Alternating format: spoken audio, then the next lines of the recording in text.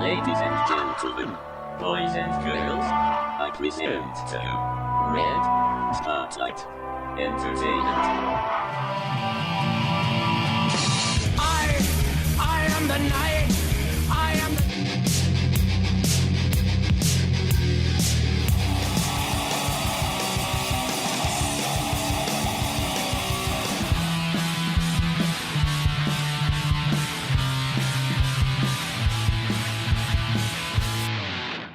All right, welcome back, Red Spotters, to another show here in the Red Spotlight podcast. I'm your host today, Alexis J. Soto, joined by my very good friends, all of them, in fact. I only have 5 friends. How sad of me, but here we are. This is the ones that I care about anyway, at least in my vicinity, and the ones that I podcast with every single week. If anyone who's considered themselves a friend of Alexis is out there, know this is him admitting he does not care about you. This is 100% admission. I really kind of was trying to, backpedal there. That last comment was like in my vicinity because I realized that was kind of a shitty thing to say, but that's not really what I meant here. You are my closest friends here, so let me introduce who you are. It's okay. You've been known to say a bunch of shitty stuff, and you erasing the tapes. Erasing the tapes. Wow, I mean that's funny of you to talk. We have some stuff here in the vault of Red Spotlight. Is that what this episode should be? We just air all the dirt. Every week is an air. Look, every week of the show is someone airing out their grievances. And let's be real, we have tape of somebody being accused of whitewashing, and it wasn't me. Anyway, let's go ahead and start off with the introductions here. We have. First up is the host of the Fantasy Fair podcast and the creator of the Red Spotlight Network, Mr. Kyle Lira. How are you doing today? Huh? I'm kidding. What's up? Great. I have the co-host here of the Fantasy Fair podcast and Disney High Priestess herself, Miss Alexys Moreno. Hello. The oldest person and oldest resident here on the panel. I'm apparently 3,000 years old now. I am also joined here today by Red Spotlight's #1 fan, Mr. David Francisco. So much of a fan that he actually joined the podcast himself. David, your first episode was actually 200 episodes ago. And here you are. My 200th episode. Cool. Of all the podcasts to simp for, you picked this one. Yeah. All right, and to top off the panel tonight, we're joined here by, God, what can I say? There's so much to say about this person. The creator of the To The Table podcast, which is a great accomplishment, and also the star of all my nightmares, Mr. Peter Martinez. Hello. Mr. Peter Martinez, how are you this lovely evening? Alive. Great. I mean, you are a COVID survivor, so, I mean, that is true. Yeah, so will most of the world be once this is over. Yeah, it's crazy. Well, thank you all for joining us here, and thank you all for listening. This is actually, we're here for a very special occasion. We're here to actually celebrate the firing of Gina Carano from The Mandalorian. No, I'm kidding. We're here to celebrate the 300th episode of this podcast, which started all the way back in August of 2014. The first episode, which Kyle and I just recently, listened to snippets of, I think about a week ago, was actually introduced as a crossover episode between the Barely News crew, which was the former YouTube channel that both he and I worked on, and the beginning of this podcast, Red Spotlight Entertainment. And here we are. Before we get into we have a lot of talk we'll have ready for reflections, moments and stuff, but just make sure everyone's aware of what we're discussing tonight is movie theaters. A lot of the stuff that has brought us together as friends is our common passion for movies and film, and that's kind of what this whole podcast has been about. And what we're discussing tonight is the importance of the theaters, some of our favorite memories involving movie theaters, and why we care about them so much.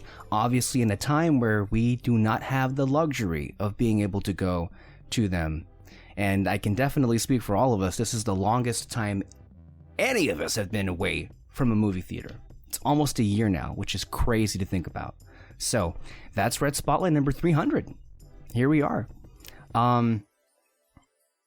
Oh, I think I had something else to say here before we started. We were given congratulations by some of our friends. Julio Dominguez and Eddie Valdez reached out to congratulate us for 300 episodes. So there's that.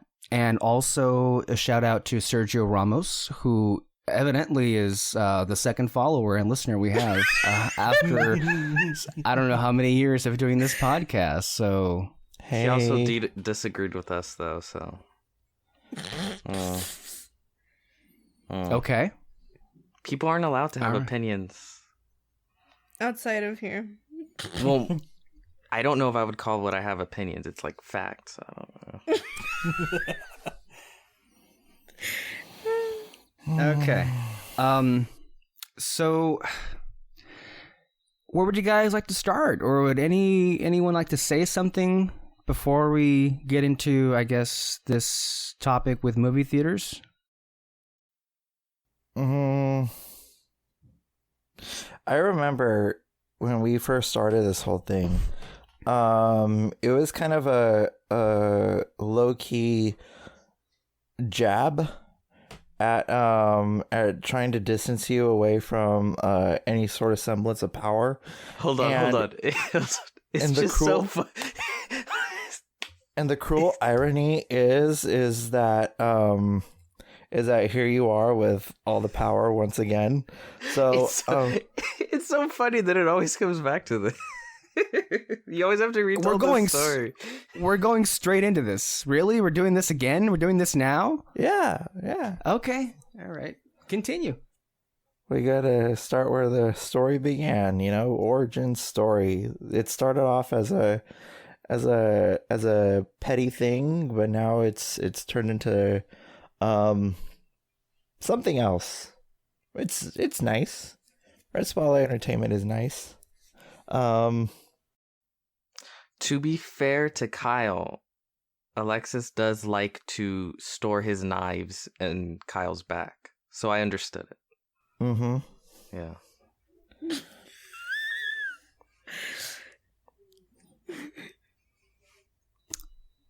I should have really just been prepared for the knives to have been out. Like, I'm not even sure. Knives I out? don't think we're... The knives are out. Dude. There has been a murder. Oh, God. And it was the Berlin News Crew. Well, I mean, I don't know who murdered that. I think there were a couple of different, culprits for that. It was technically suicide. Similar to the movie. No, you mean Suicide. All right, I'm ending the call. This was fun. I'll see you at the 400th episode. If you make it that far. Hey, we made it this far. I don't think... I mean, that's a good place to start. Did anybody think, realistically speaking, we'd get to do 300 of these? Well, your boredom definitely led to this. Pandemic. Oh, yeah. Pandemic. No, the productivity exploded during the pandemic. Something exploded. A lot of things exploded. But, productivity was definitely one of them. God, I think if I'm mixing things up here, Alexis, your first episode was number 13. And Peter's first episode was number 17. Or was it 18 or 19? It was the second. It was a few episodes after. Yeah. And it was like the first time that I had met him, and he right off the bat just started being mean. Because I remember the Peter telling me the sole purpose of why you were brought here on Earth was to test him. That's because she did something unforgivable, which I don't even know if we want to bring this up on there. I mean, we're bringing everything up, it seems. Okay. So Okay. I mean, if we want to air everything out, air everything out. Is this Family Feud? She put up. She put up like second to last in her Pixar list. Oh, God. Are we... Yes. Okay. To be fair, though, Yeah. I didn't mention that first episode. So I don't remember being mean. it's recorded. Here we go. We What have did I tapes. say? Play it. Play the tapes. I'm not afraid. Play them. What did I say? No, that's a forbidden episode too. Oh, so. is it? Okay, never mind. Don't play the tapes. Well, Oh, you're talking about the trilogy that should not be named? you're the one that was responsible for that, by the way. You're the one that was hell-bent on doing 3 of them. Oh, you know what? Okay, that's not my fault. That wasn't my fault. Okay, because I didn't want to do it, and I thought the whole idea was dumb. So I acted out, and that wasn't my fault. And I did another I one. acted out, and so it wasn't my fault. Okay, sure, Peter, sure. But no, I was like, this is a disaster. Hopefully, talking about the first one, I was like, okay, let's do another one this time. Let's do it right. That was also a disaster. Third's the charm. Didn't work. It didn't go the way I thought. And lo and behold, here we are in that bittersweet predicament. You know what? I feel like I've been vindicated though, in declaring that it was You do declare. bad idea, because Disney went ahead and did it themselves. Every film live action, and it was god awful, all of them.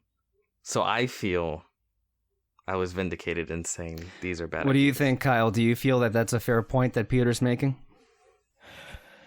I wouldn't say all of them. I like Jungle Book. It was okay. But it's because Jungle Book itself, the original animated film, is okay. Yeah, I would argue that's why. I love that movie. Cinderella? I liked Cinderella too. And Cinderella 3, The Twist in Time. I was like, what, are you talking about the Disney Tunes direct-to-DVD sequel? Yeah. The- Cinderella 2. Even as a child, I did not care. I could actively tell, like, there's a massive difference in quality between these direct-to-videos and the Yeah. original, and they were never part of my viewing experience. Like, it's so funny. Like, when I watched Simba's Pride for the first time, I'm like, did the other animals, could they not show up? What? Because there was They only didn't like have the budget to draw in the animals. because there was like only 5 animals in the crowd, and they were like, "Wow, what a ceremony!" The only one I liked was Lilo and Stitch, the television series. That was it. and even that wasn't technically produced by. I don't know. It's a long It's story. Disney Tunes, And isn't it? I don't. Disney Tunes Different- Studio did produce it; they didn't make it. Though. Oh, really? Yeah. Wait, wasn't Disney Tunes the like offshoot shitty one? So then Lilo and Stitch the series was too shitty for them, so they had to push it off on someone else? Yeah, it was like part of the Disney television division of it all, but the thing is that with Stitch the series, like it's like a co-op kind of thing, Disney Television and Disney Toon Studios, and they together they made that, and that's their baby. But they also made, I think it was them, they made the Tinkerbell movies. Those are good. Oh, I remember Those are the last that. ones to be released. Yeah. There was a I love good those portion of movies. years where they just Tinkerbell had her own fucking movie universe direct to DVD. Yeah, it that was was weird. Random. Yeah. Yeah. Captain I love Hook. those movies. Captain Hook was voiced by Tom Hiddleston in that. Really? Yeah. Oh wow. They were pretty popular, and then They were. They decided to like close that studio or whatever What was the last one? at the height. What was the end game of the Tinkerbell universe? I think it was like her meeting Peter Pan. Oh, so it was all prequel shit?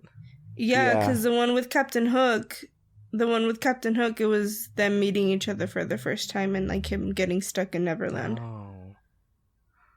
Do they ever explain why she's mute? Yeah, kind of. It's just like because she's like a fairy, so she's not human, so she can't really. But she talks communicate. in those movies, doesn't she? Yeah, But she doesn't talk to the humans. Oh. She And- kind of has to like mime everything. Like the whole story is like in the first one. I remember it because her name is Tinkerbell, and like they assigned different roles for pixies, and like she was a tinker, and so she made things and whatever, which is not explained in the original text, the sacred Jedi text. But the whole plot was like her trying to fix something that turned out to belong to Wendy Darling. Like, but that's all I remember. There was like Never Beast or something like that, and That's a good one. That one made me cry. But yeah, the movies were so popular. I think they even Yeah. had a Tinkerbell meet and greet next to the Yeah, castle. they made Pixie like a Hollow. whole land thing. and then they announced that they're making a live action Tinkerbell movie with Reese Witherspoon. Remember that? Are they still doing that? Yeah. But it doesn't make sense because I don't know. They should just do a Pixar animated one or Disney official one. Yeah. I think Pixar will handle it better.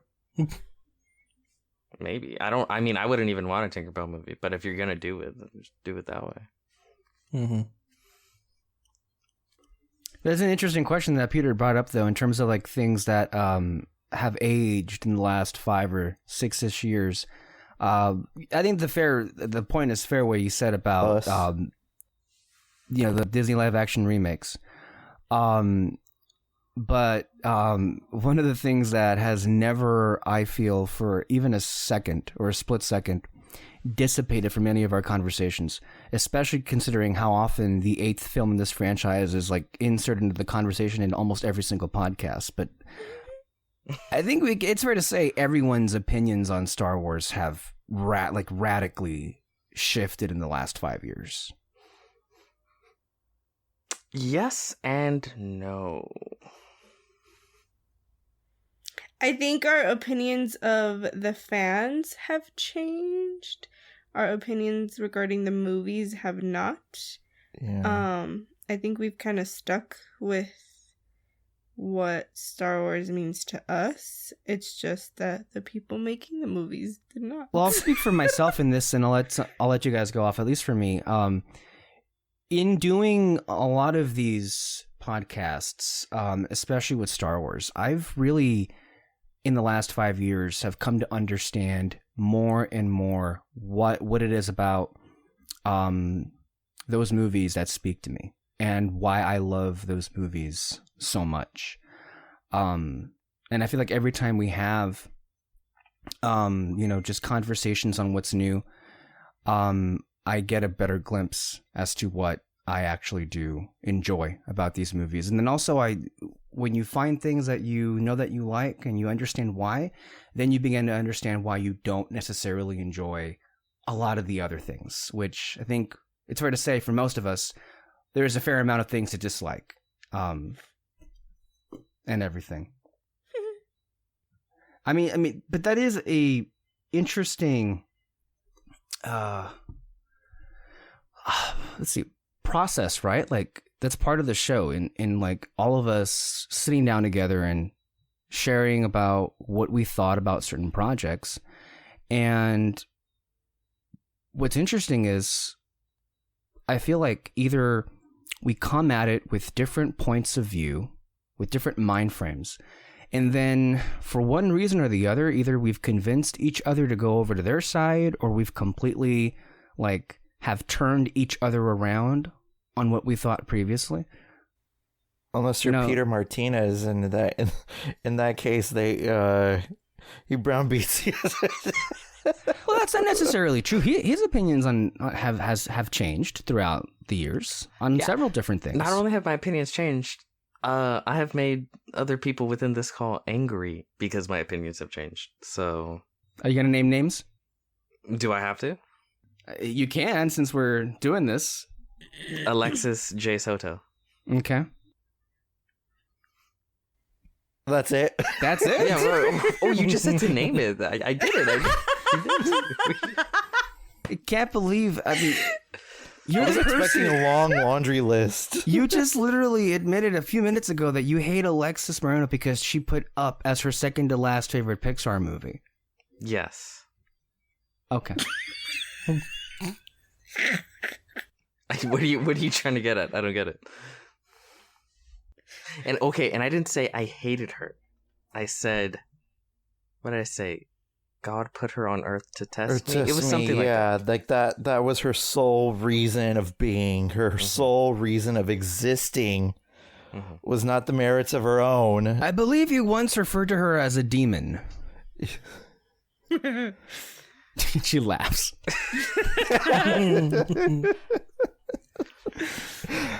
Maybe? I don't know. She said things that made me mad, and I don't remember what, but I remember being mad. And just like, she's saying these things. But it's so wild. Going back to Star Wars and all that stuff, because, you know, what conversation... What podcast on Red Spotlight Entertainment is not complete without a Star Wars discussion. But I remember because like 2 weeks ago I listened to the episode Chewie We're Home, where we first review said episode 7. And I remember listening to The Force Awakens and just like, you know, pinpointing our different thoughts on Star Wars before the Fandom Menace came out and did all that shit. I remember we were so adamant of like, oh, she's got to be Luke's, you know, in terms of like race and parentage. Everybody was on board with that. Everyone. If you go back and listen to the audio commentary of The Force Awakens, which, if I'm not mistaken, is the only one we've done on that movie back from 2016, early 2016, when it came out on Blu-ray. All of us were like, she better be Luke's daughter. That's the way my guys, opinions have changed. It was so much worse than that. Because like you look at the end of shot of her handing over and like him looking utterly distraught, like she shouldn't be here, and that was our whole logic. And in that case, when it came to episode 8, she shouldn't be here because he didn't want her there, period. So it's like it's changed, and we're just like glad that she, for the time when episode 8 ran, for the time she was essentially a nobody, and like that, like our feelings on like what Star Wars characters can be and what they could be expanded until a movie that should not be named came out and completely debunked everything that we were like, you know what, we're okay with this, and the universe said, nope, you're not okay with this, we're gonna change it anyway. So yeah, I mean, the opinion on Star Wars has changed drastically. Yeah, even to like certain mediums that have come out nowadays, like The Mandalorian. Even though I feel like I'm in the vast minority in terms of I like The Mandalorian. Well, that's one of the many ways you're a minority on this panel. Oh my god! Oh, god damn. Okay. All right. Oh my god. But anyway, it just like the little bit, you know what? Damn it! I'm gonna move it away. Okay, let's see if I can save this. Speaking of minorities, look, in many ways, the podcast that we do is, and this may be a sad way of putting it, but we're kind of each other's support group here. Especially since we often find ourselves in a minority like point of view when it comes to like many different projects, and you know, Star Wars is really kind of the glaring example of it in terms of how, you know, our journey has been. You know, we seemingly were the only group of people, now that we mentioned it, right, that were really adamant about our theories about episode 7. We walked into episode 8, all of them were seemingly wrong, and we ended up loving it. I think we're kind of proof that you know, that movie that did kind of work. Storytelling worked. Yeah. Yes. And since then, in the subsequent years, the discourse online, and we all fall victim to this, some more than others, obviously, Some of us doom scroll. I'll admit to that. But some of us do. But some of us here likes to mention the movie every single week, and likes to bring it up. I mean, and it's not. It's so bad that it's not just Peter any longer. I think David brought up The Last Jedi during a WandaVision discussion of all things. I think. Alexis, did you bring it up during The Crown? Like, I don't even remember. I feel like that movie comes up every single week we do a podcast. And probably like that film and the discussion around that film has been such a tether for us, and it really has in some ways informed, helped us better informed about what we like about movies and what we don't like about movies in terms of how other people talk about them.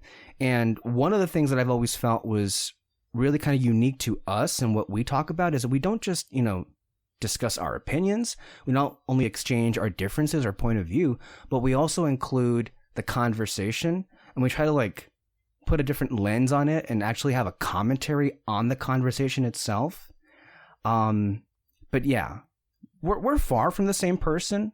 We're far from having the same interests. Each and every one of us on this panel have different, particular shows or movies that are personal for us that the other cannot understand or relate to.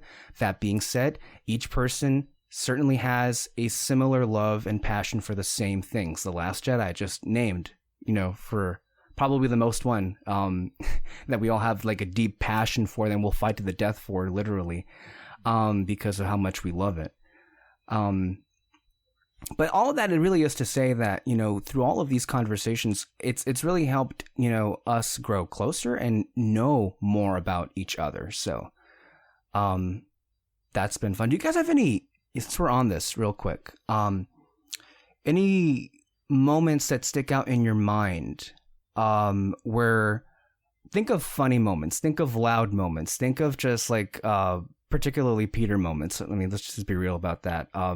When someone's having a rant or when someone is going off on somebody in the last 300 episodes that sticks out in your mind. I mean, for me, one of the ones that I'll never forget was Peter's review of Batman v Superman, when he literally went off on a 30-minute rant because he was upset that Zack Snyder featured Batman as a murderer in that movie. Which get ready. I have again.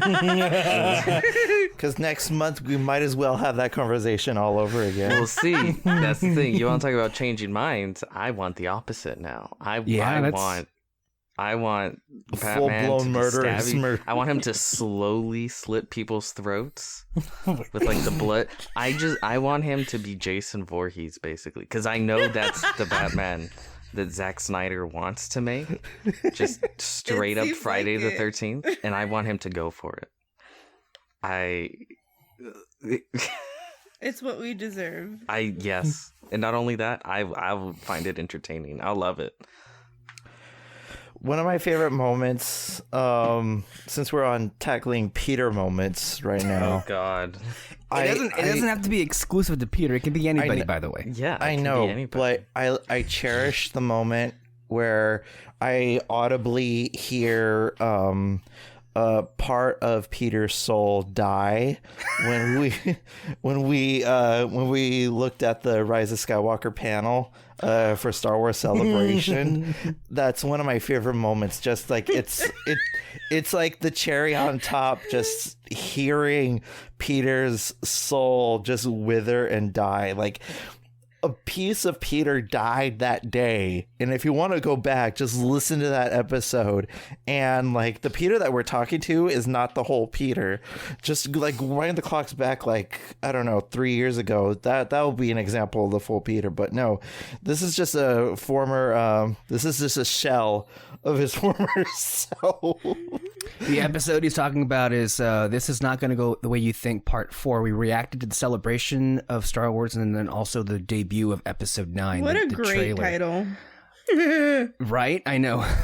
For a lot of different things. But we were, and it wasn't my idea. I think it was Peter's idea to do a live podcast. Live in the sense that we were reacting to it for the first time. Oh, I guess it was Kyle's idea. Oh, it was Kyle's idea? Okay, sorry. I forget. You guys opposed me.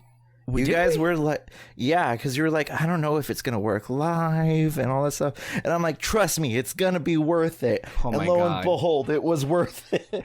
The moments that were captured were pure gold. I mean, I think Peter was screaming "fuckers" into the microphone at full blast at one point. JJ, you hack. JJ fucking Abrams, he kept repeating out loud. I think he kept saying like, "Oh my god, oh my god, oh my god," but in the worst way possible. And it like he's just like it's like witnessing a horrific accident. Like a historic bending accident. And just him reacting like saying, oh my god, like he saw the most like brutal thing ever. If you had no context and just took that out, just the oh my god, you would think that he was reacting to a civilization burn down, and that's how extreme it was. Did I not though? Was that not exactly what I saw? I mean, honestly, you would never find a better example. Roll it again, right? You'd never find a better example of hearing somebody's hopes and dreams die in an instant. That was, I mean, I think that's the perfect way to describe what happened, right, Peter? Yes. This is how Liberty dies to thunderous applause. I mean, the thing is about that trailer as a whole is that it was looking so well. Like, I was enjoying it. It was like Star Wars, the lasers go pew pew, and it was just like classic Star Wars. Lando was in the Falcon. I mean, everything was going peachy keen until you heard, and then everything died. I relish that. Every time I need a little bit of endorphins, I just play Peter just lamenting the death of his childhood. Or the rebirth of his child. Yeah. It's the prequels all over again. What are you talking about? Yeah, that was bad. We probably shouldn't have done that live. No. We should have, because it rejuvenates me every time you're in utter pain. Alexis, do you have any moments that are coming back to you that just had you like, on the floor laughing? It was that D23 episode. Which one? Oh no. Oh no! Oh god! Oh. Okay. Go ahead. I can't remember what exactly it is that Kyle said, but that was pretty funny. Moreno is back in operation and ready for you. That was David is cringing so hard. David, you were there, weren't you? Weren't you present? Yeah, I was. When that happened. Yeah, that was one of the weirdest reactions I've ever witnessed in my life, because Kyle was saying something that was intended to be like clear cut in one direction, and then myself and Peter and Alexis interpreted that in like the weirdest different way, and honestly it was so strange. It didn't go the way I thought it would. It was funny though, because we all burst out laughing at the same time. The fact that he didn't understand. I was like, what's so funny? What's so funny though is that you were being super serious, like really trying to get into what you were doing, and it literally just like cuts to just us like just laughing so much, and we were like, what the fuck was that? I was like so many thoughts were running through my head at that time. I was like, is there something on my face? What's going on? Is Peter making a gesture? Is he what's going on? Is he purposely trying to derail the podcast as per usual? I've never done that. Oh, really? Really? No. Song of the South with frickin' Kevin Hart. That's not derailing the podcast. Well, that episode doesn't exist. Okay, let's stay on target here. About that moment. So, if I remember correctly, you had this opening monologue for the episode. Alexis had not been on for a couple of episodes at that point, so she was making her big return. She had also come back from D23, so she was basically our play reporter, where she was like on the ground and she was like relaying all this information back to us. And you had included a line in there where you said your point was it was an allusion to her coming back after being gone for a while. But the literal words were back in operation and ready for you. And yeah, that was weird. You just remember? Because I thought he said back in operation and ready for use. I was like, what? oh, Wait, which kind of makes it worse. Yeah. but And I just remember thinking, like, what is he talking? Like, I know this is like a thing, but with, like a bit, but I didn't understand. And I was just like... I knew that he was... Because I think that was the year that they announced that they were changing Tower of Terror. must have been. Yeah. So I think he wanted to do something with that, but it didn't quite work out. But that was the bit, right? Is that you were doing the Twilight Zone guy. You were... Yeah, I was Rod like- Sterling. Okay, yeah. and you were the Tower of Terror?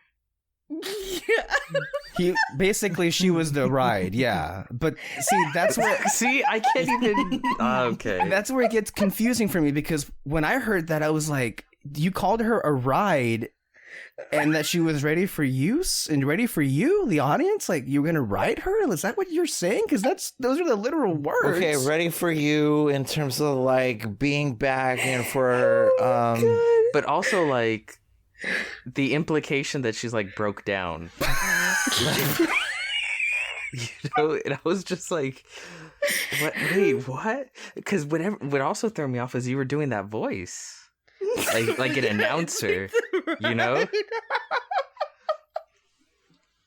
And I was just like... It was funny. I took no offense to it, but it was so funny. I appreciate the laughs. I mean, I still... Because, I mean, I guess what made me laugh harder was how everybody else was just hearing different things. I think, Peter... I know! Peter, you and turned... interpretive. You turned to Alexis at one point and asked, did you have an operation? Is that what he's talking about? Well, yeah, that's what I was thinking, too. Because you made it sound like she was broken down. Like, so I thought, like, did she... No, What because happened? like... Do you have, like, a you bad know, heart? Alexis And then they, Moreno, like... she's in operation, you know, like Yeah, like literally operation, like- she's operating within the confines of Red Spotlight Entertainment. Oh, that was so funny. You know, so And that was at your house, too, huh? Yeah. You're gonna get us kicked out of the house, Kyle.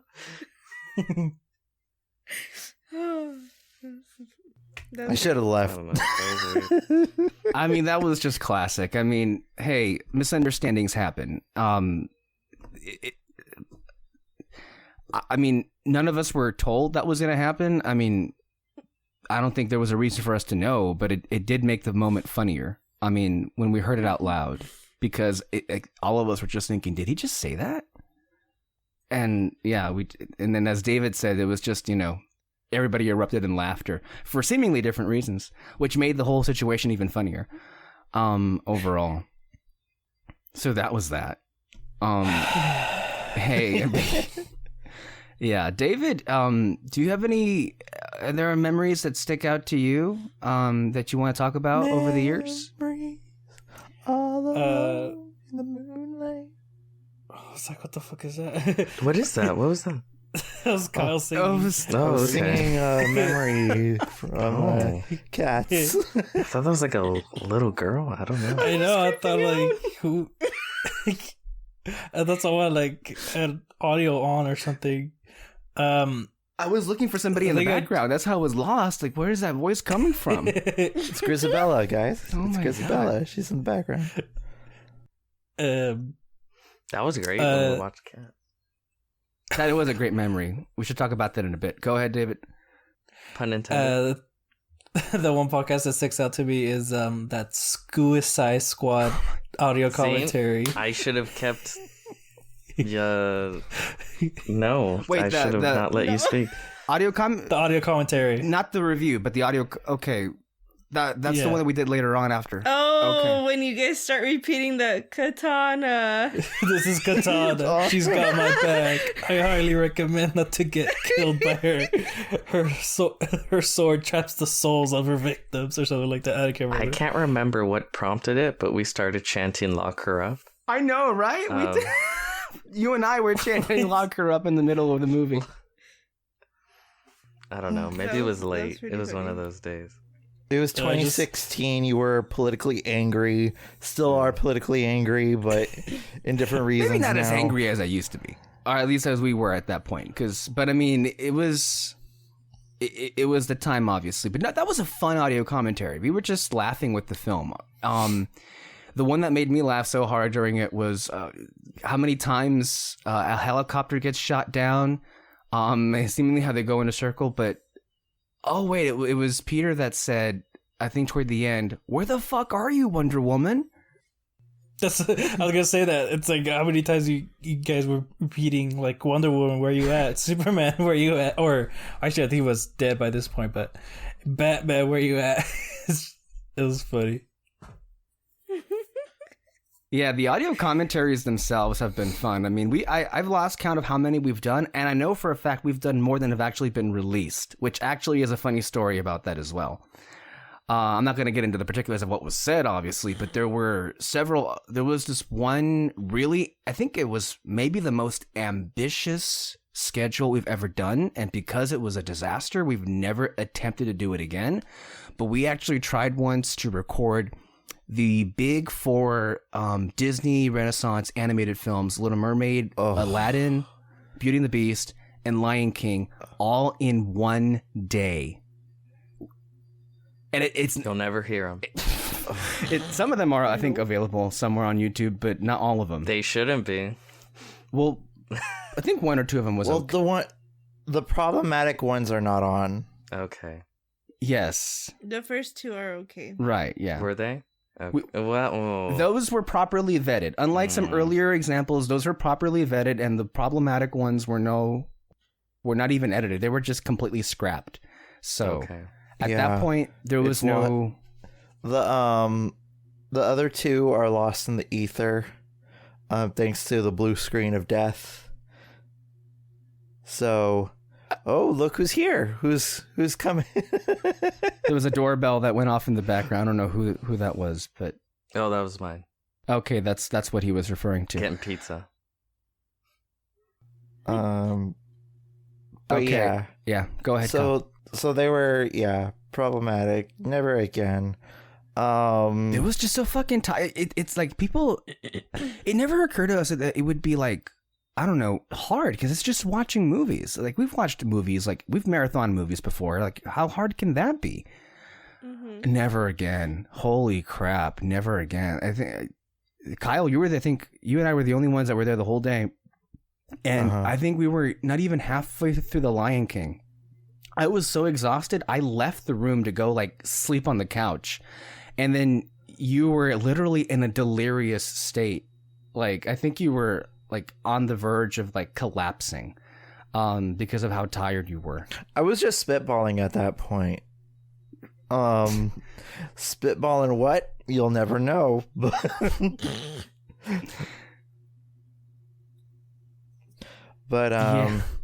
it was certainly something. The audio commentaries that we've done over the years they're okay. They're not my favorites to do because, like, I don't know, you constantly have to talk about one thing versus like a podcast. You could talk about multiple other things. And that's just like, it's not how my ADHD mind works. Well, that's a good segue. I wanted to ask you, let's start with you, Kyle. Do you have a personal favorite podcast or conversation that, you know... Well, the Fantasy Fair, of course. Well, the Fantasy Fair podcast, but I mean, like, as far as the 300 Red Spotlight episodes that we've done, I have a feeling I know which one you're going to say, because I think we've only talked about it like 10,000 times, but do you have a personal favorite episode of the series? Or favorite conversation? I can move on.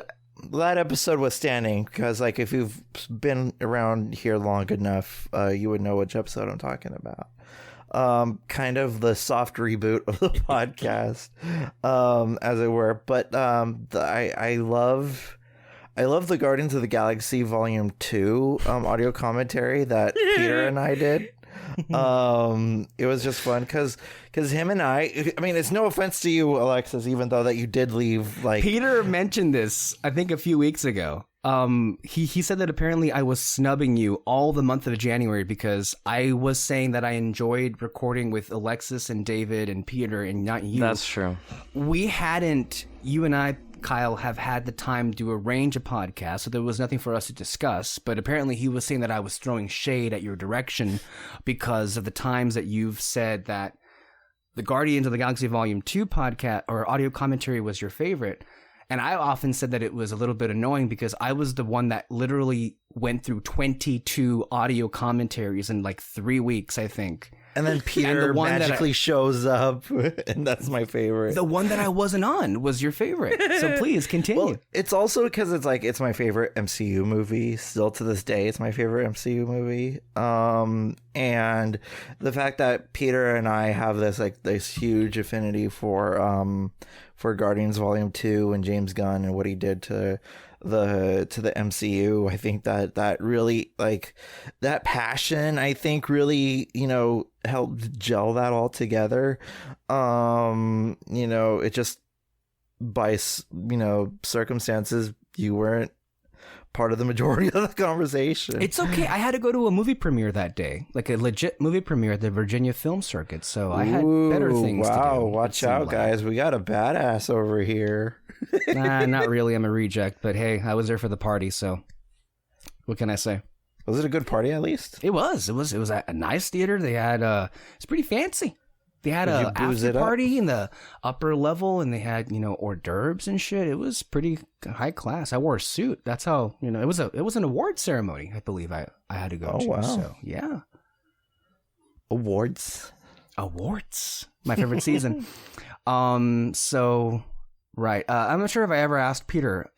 Did you have a like particular moment on the show that made you like really laugh hard, or the one that you found quite humorous that sticks out to you? And then if you don't want to answer that one, there's also if there's a particular conversation that you found to be your most enjoyable, if you can enjoy things. I'm trying to say, do I want to nuke this whole thing right now? Oh my God. There we go. Sure. Yeah, okay. Both confession right there, guys. Confession right there that he does intend to derail the podcast. Both questions have the same answer. And that is mine and yours glorious review of Star Wars Rebels Season 4. I thought it was a beautiful... Three. Okay, well, I remember it very well. It was 3. It was 3. It was a beautiful discussion. It was well researched. It was. He took notes. It was a perfect call. Notes. It was the call, the reception, perfection. It was there was no malice intended at any point. It was just a down to earth discussion about a show that me and you had watched. I thought it was great. Let's rewind the clocks back, like probably a week before this and review. This is the part where Kyle proves I was right. So here we go. Please continue, Kyle. Okay, so no, we were having discussions. Was I involved? No. Okay, continue. You were at a movie premiere, I think. Shut up. Yeah. Shut the fuck up, man. With hors d'oeuvres and highballs. I'm the only one that throws shade around here, not you. Shut up. Continue. Come on. But anyway, so a week before, I think, he showed me the notes on that he took for Rebels, and it was ongoing notes too. And I'm like, ooh, he's gonna hate this. And he was like, exactly, He said that. He I said never exactly. used the word. I never use the word exactly. Okay, Kyle just said paraphrase. that though. Paraphrase. I'm paraphrasing. Oh. Paraphrasing. See. So the See? intent was that was the point. No. The intent of my notes was not to anger you. The intent was to fully express my opinion. I knew my opinion would anger you because you have issues with people disagreeing with you. That Yeah, was the especially on things that you passionately love. comment. Yes. Like another show. But I did not change my opinion to anger you. My opinion was just already there. I just knew what would happen. It just so once I shared happened to anger you along the way. it. Yes. Well, I've often said that I think a lot of anger could have been avoided if, communication was a tool that was, universally accepted and properly, put into practice by, other people on this panel. Things properly manipulated could be a we sharp called tool. you several times. You were at the movie premiere. There was nothing we could do. We try to get a hold of your agent. We try to get a No hold of your response. PA, and nothing. hmm Well, the way you guys know how to spin a web. I mean, look. We sent a fax. I legitimately... You big gamed us. That's what happened.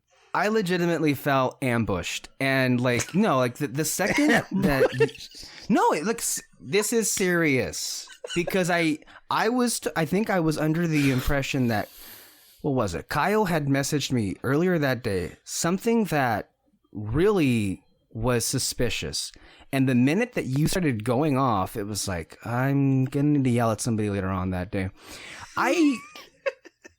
The fact that everybody knew how entertaining it would be to get a pretty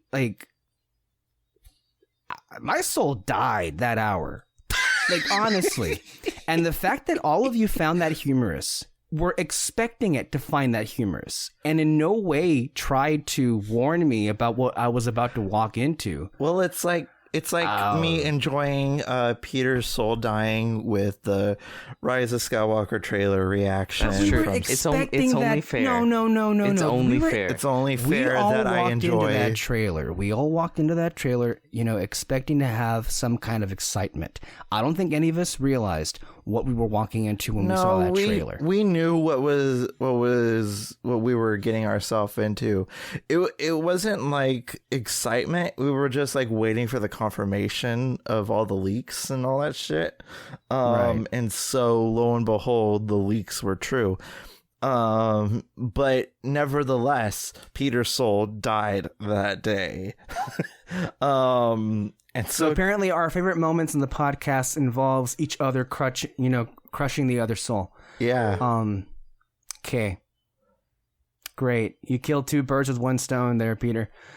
That really is your favorite moment of the entire series, is just you completely crapping over me. I liked the substantive back and forth we had. Guys, do you smell that? That smells like bullshit. I don't like those accusations.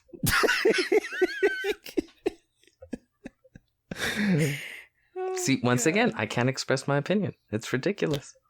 Oh, shut the fuck up. You express your opinion every single episode. Cancel Don't- culture is rampant. Oh my God.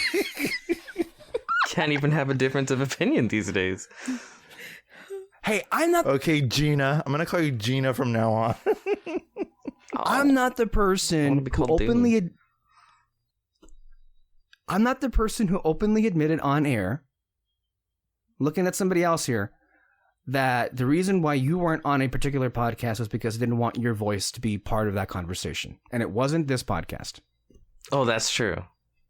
But that's why I've distanced myself from said podcast and have been acknowledging the listeners to this podcast, specifically David, to no longer listen to that podcast. He was just on that podcast 2 weeks ago. What the fuck, David? It's fine. I was shitting on the Mandalorian, so Okay, well, that's a little better. Did you send him on a mission? I did not. He went rogue. I'm just imagining him in front of the mic with like the hoodie and the baseball cap from the MCU. The inconspicuous civilian. Nah, David went off on that review. Did he really he? was. He was angry. Yeah. It was funny. It's great. That is funny. I think we're the only ones in the world who doesn't like that show. It seems that way. Like For the most part. sometimes I say that jokingly, but I don't know. I really feel like everyone loves that show. Like literally everyone. Or at the Yeah. very least likes it. Yeah. I like the merch. I mean, I don't know. No, I mean, I said it in the podcast, but like I've seen a few videos of people not liking the show and all that. It's just what's so funny about it is that some of the people that don't like it, they also didn't like The Last Jedi. But the thing that like that made me smile so much is that this one person said, I truly believe that if Luke had cut down those AT-ATs in The Last Jedi, people would be a lot more forgiving. I think Grace Randolph said that. Yeah, and I was like, oh my I gosh. agree. This is what we've been saying like this entire time. It's like people are just mad because Luke wasn't the badass that they wanted him to be. And And, like, honestly, it- oh god, you son of a bitch. You did it again. For those of you listening to Red Spotlight, you knew this was going to happen eventually, so here it is. Pretty much in the beginning. But like we said, So this time it went the way we thought. but we said like a lot of people, they don't care about plot. They just want some fun action stuff and everything. And like the people who hated The Last Jedi, they'll just go, that's ridiculous. You're thinking that the fans are stupid or something and blah, blah, blah. It's just, they hated that reason. But then The Mandalorian comes out where there's no story, barely a plot, and people are eating it up. They're video game side quests. That's every episode I've seen, people always bring that up. It's Dungeons and Dragons. It's Dungeons and Dragons. I'm like, okay, cool. I've played one Dungeons and Dragons like game ever, and there was more story, plot, characterization to it. But Yeah. I will say this: I like my whole issue or anger doesn't come from whether people like something or dislike something. It's That's just a good thing to point out. yeah. My issue is I don't think people are being honest, including with themselves, about why they like Yeah. or dislike something. Because I will watch, I clearly watched all of them because I love torturing myself, like all the reviews on how like The Last Jedi is But massive. that's not true. You piece of haven't seen the last one yet, have you? The last what? Episode of The Mandalorian? No, I'm talking or- about the reviews of The Last Jedi. I've seen really? all of were the ones that Okay. trashed the film. I've seen like Oh. all of them everywhere. But also I genuinely want to understand because I think that is interesting to know. Like I love this, but people hate it. Why is that? Like trying to figure it out. And my main issue is I don't think people were being honest with themselves as to why they didn't like that film. Like they bring up like a million things about like, oh, it doesn't make sense that bombs drop in space. And just so many like little things here and there where it's just like the only people that can make these kinds of critiques are people that don't like Star Wars and have never liked Star Wars, and then this is their first Star Wars film and they're like, wow, Star Wars films are weird and dumb and I don't like them. Like people that only watch like foreign art house films and shit like that, and then they saw this and trashed it, it's like, okay, I get that, right? But the complaints that people had for this specifically were like, science doesn't work like that. And it's like, okay, why was Rose just, she didn't do anything? You're crying about Cara Dune. She never did anything in the whole The Mandalorian. Like, what do you mean didn't do anything? Like I was having an earnest conversation about Star Wars with my stepdad, and I was talking to him and I was like, okay, you didn't like The Last Jedi, okay, and I'm trying to like actually like pinpoint what he didn't like, and he was like, I think that Luke should have taken down the First Order at the end, and I'm okay with that though, because that's I feel like that's to me, that's what 90% of people that didn't like the film actually feel. And I wish if they were just upfront with that, I could be like, oh, okay, well, I agree to disagree. I like that because that honestly, that's absolutely true. I think most people want like a badass samurai action film with just like people's heads getting cut off and stabbed and, you know, crazy action, but with a lightsaber instead in space. Like, I think that's legit what people want. And I wish they would just come to terms with that. And then instead of going like, he threw the lightsaber. It's an insult to fans. And then I was talking to my father too, and he said that his favorite Star Wars thing, and mind you, he's not a Star Wars fan at all. His favorite, like the thing that got him into Star Wars was The Mandalorian. You know, and he said that the reason why is because it's not the children's little science fiction thing. I'm saying this in his words. It's not the children's science fiction thing. It's more aimed for more mature audiences, you know, and that's what he said, that, you know, the reason why he likes it.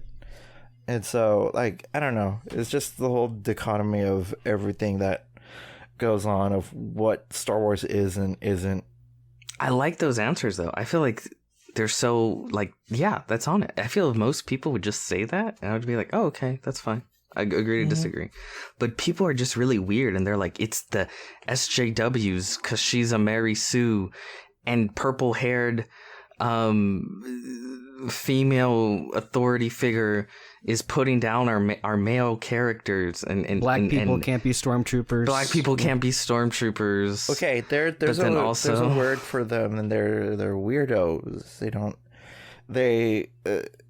I don't know, their whole propagandist thing. And also it's funny because Alexis, he shared pictures of like people being offended that Cara Dune was even in Mandalorian, a woman being in Mandalorian, and as soon as like she's like racist, transphobic, and anti-vaxxer, anti-masker, conspiracy theorist, pro-insurrectionist. I would say and anti-Semitic as well. She shared some things that were just very whoa. That was like racist, yeah.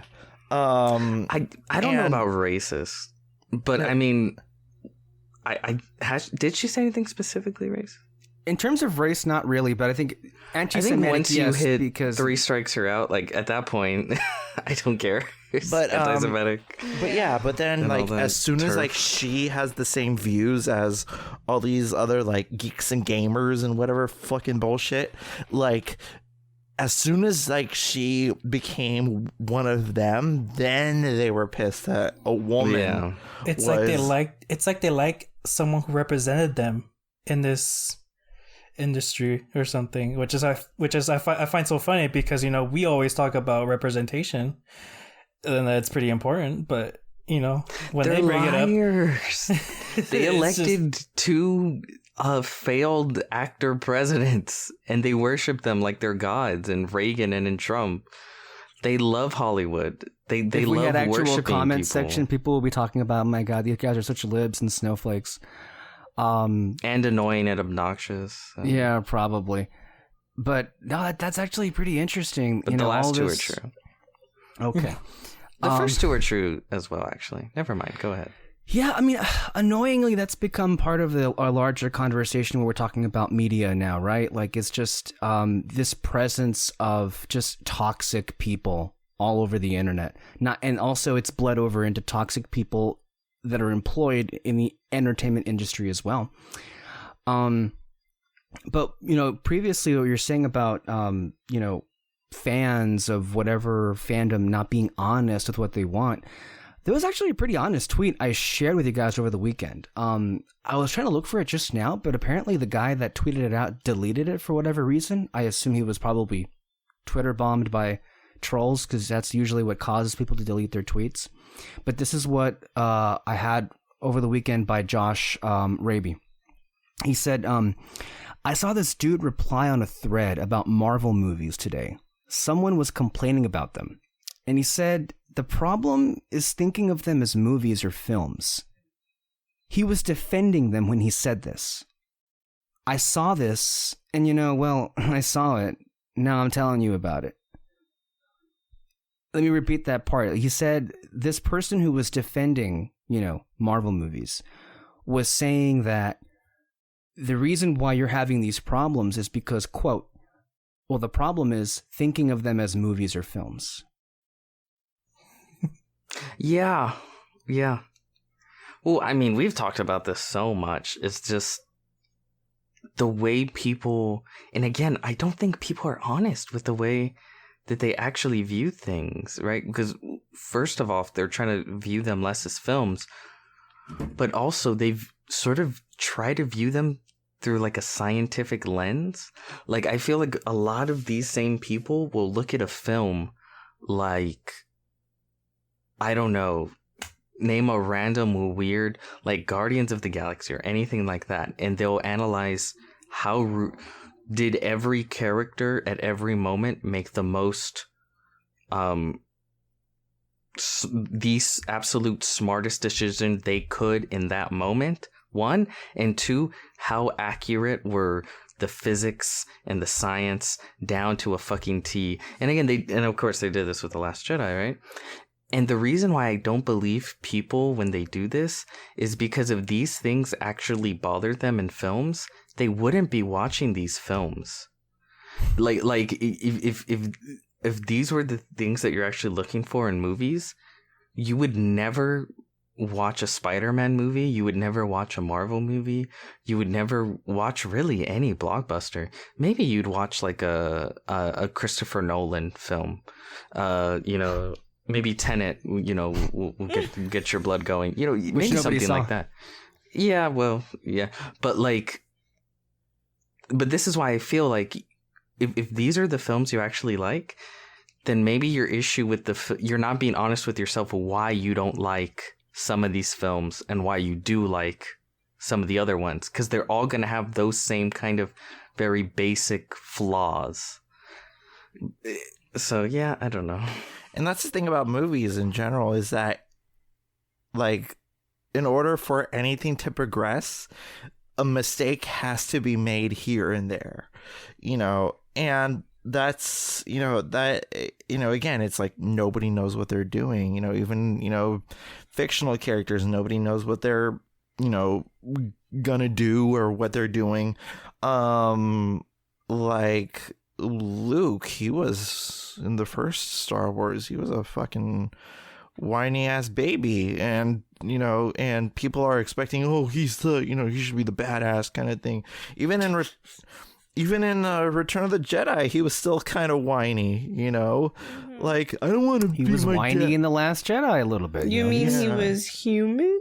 He was human. Yeah, he was flawed. Like that human element, flaws is what makes characters and plot keep going, and even Return of the Jedi, I don't want to be my dad, that was his whole entire character arc, I'm not gonna fight you, Dan, that's how he was in that, going back to Star Wars as we normally do. Peter, you want to button this up, and then I need to ask Alexis what her favorite moment of the show is, and if she has a favorite episode. Go ahead. Well, I won't let you do that last part because I don't think it's necessary. But the first part, oh my god, she's gonna kill me. God, can we spoil? This is very off tangent, but I've been wanting to talk about this and I haven't been on anything, so I'm just gonna dump it here. What's the show? WandaVision. Can I spoil WandaVision right now? Not the leaks, just what's been released so far. I mean, yeah, sure. Okay. We actually haven't talked. I haven't talked about it. I mean, I talked about it with you, but not. I want to make sure that we don't get on this tangent too far off ahead because we have other things to get on. Yeah, but also fuck you. WandaVision. It semi has something to do with this. I tried. Year. You did try, but you failed. Story of your life. Thank you. Okay, that was a bit harsh. You succeeded in love. I don't know. Was it? I was trying to. do something nice. Did I do it? Do you feel better? I think No. you kind of. Do you feel better? I think you kind of broke a little bit. That when was you were just a trying to give reminder him what a miserable compliment. failure my life has been in that department. But thank you for that. That really needed to be You brought up. succeeded in friendship. Clearly. Okay, he feels better. I can tell. I did it. I saved him. What was I talking It's about? funny how often, like, the things that you feel you go too far on. Like, yeah. Go ahead, Peter. I don't know what you're implying, but I have a lawyer. Okay. My name is Tootsie. Yes. Come here, Tuts. Go say it.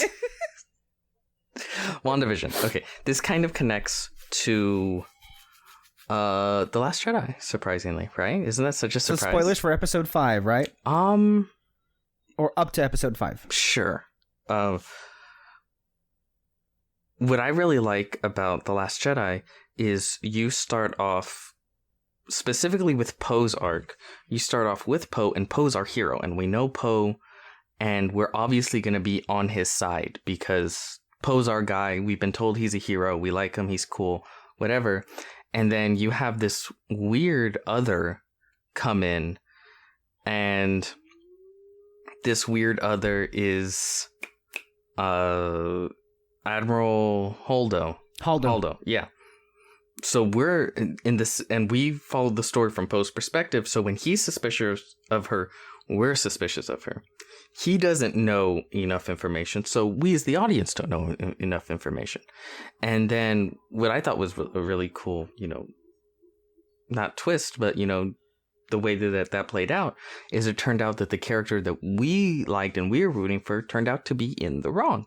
And that's, sort of the lesson he learned about, being a leader and all that stuff. And I thought that was cool.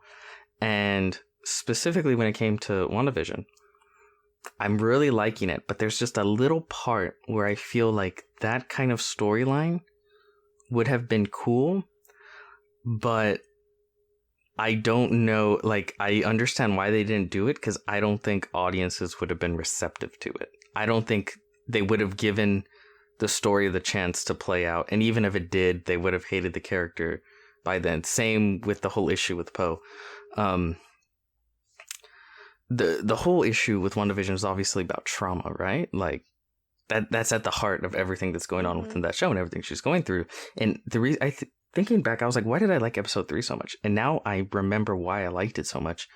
And it's you would think I wouldn't like it that much because the episode that goes back and kind of like pulls back the curtain and shows everything that's going on. But what I liked about it is that it added a sort of foil character to Wanda in Rambeau, and that she was going through an immense amount of trauma at the same time.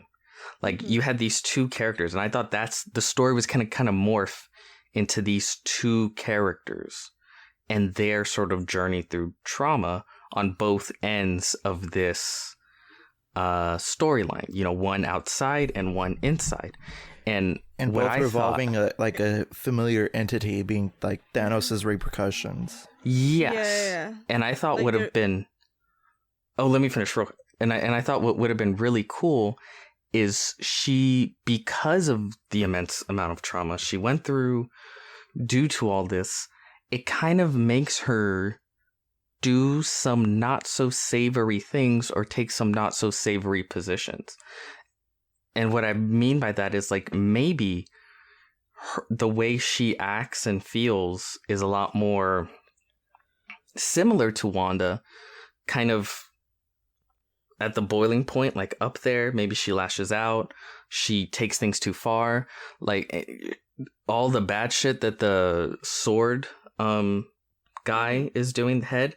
Maybe she goes rogue and she tries to do that. Like she takes the initiative and tries to fire a rocket at Wanda because Wanda's too dangerous. These fucking superheroes, they fucking failed. They let her disappear. And then she was never able to be there for her mother and her death and everything that happened with her. And then it would have been nice to at least have her best friend there at her side when she died. But where was Captain Marvel? She never gave a fuck about them that whole time. Like, you could add all this and in sort of that trauma and do with it. And she kind of takes it out on Wanda a little bit, you know, because, you know, like, it's like literally 3 weeks after everything happened, everything gets dumped at her and she's already right back, you know, trying to go into work. And then towards the end, these two characters sort of, you know, when seemingly anyway, when Wanda goes supernova at the end of the show and probably just starts wrecking shit, you have this moment where she kind of learns and understands and then reaches out to Wanda, you know, and that there's sort of this mutual understanding. That could still happen. That could, but it hasn't been set up with her. With her character, I think it's the issue I've talked about, which is the epidemic of perfectly likable characters, in which she's likable, and then that's it. Like she has all this trauma at the beginning, and I'm like, wow, this could be, you know, how is this going to affect her character? It doesn't. She's morally right in every decision she makes. She's literally the only one saying, you know, no, Wanda's not bad, we gotta protect her, and da-da-da-da-da. And because the audience, we know Wanda, we know that she's right, and we know everything's gonna be okay, she's smart, she's this, she's that. But I also don't blame them for going that route, because I feel like audiences would hate her.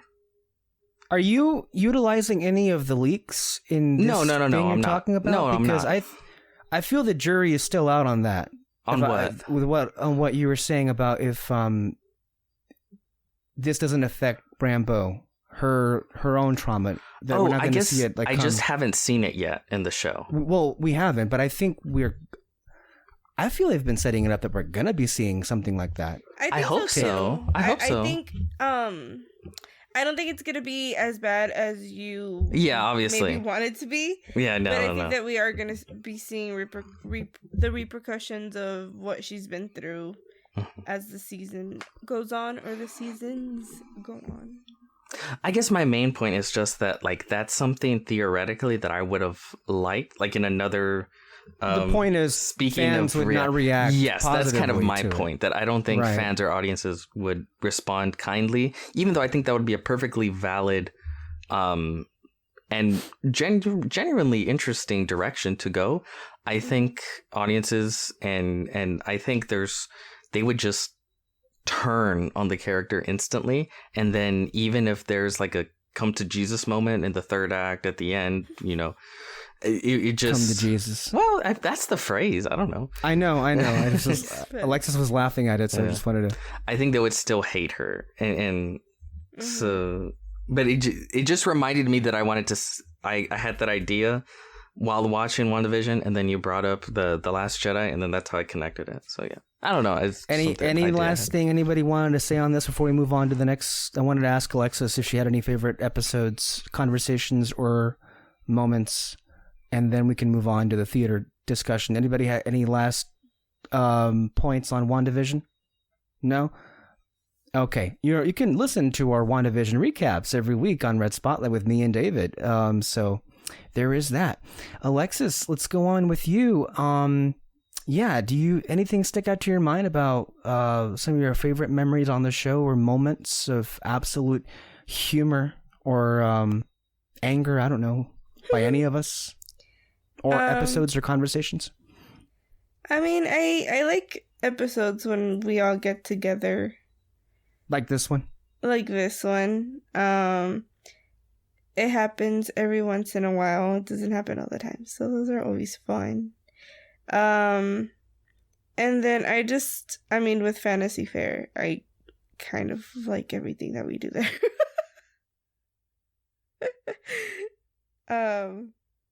Yeah. That podcast is dead. I don't know why you would bring it up. Wow, this went south. Okay. You didn't ask David. I did, I think. No, you didn't. I asked him about funny moments. I'm not sure if I asked him about what his favorite conversations were. That's correct, right? I asked him what his favorite funny moment was, and then he said about you and Suicide Squad and the audio commentary. David, do you have any favorite episodes, conversations that we've shared that have meant a lot to you? Well, the two that stand out for me is the Spider-Verse commentary. Oh, yeah. For sure. And I really liked the first part of The Good Place. Oh, yeah. That was great. That was fun, yeah. But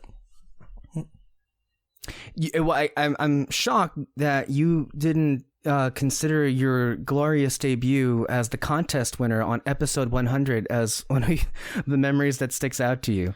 200 years ago, you became an official. I don't know. I mean, that was a great podcast and everything. Was it? I remember being angry because we had to do it all over again because some technical glitch on my end. That's probably why it's not my biggest memory, but also because he was pissed.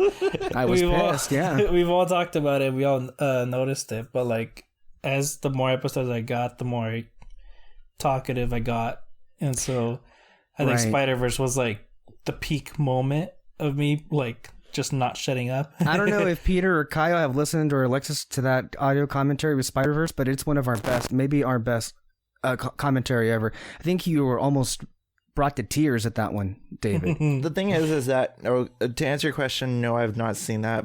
Listened to that, sorry.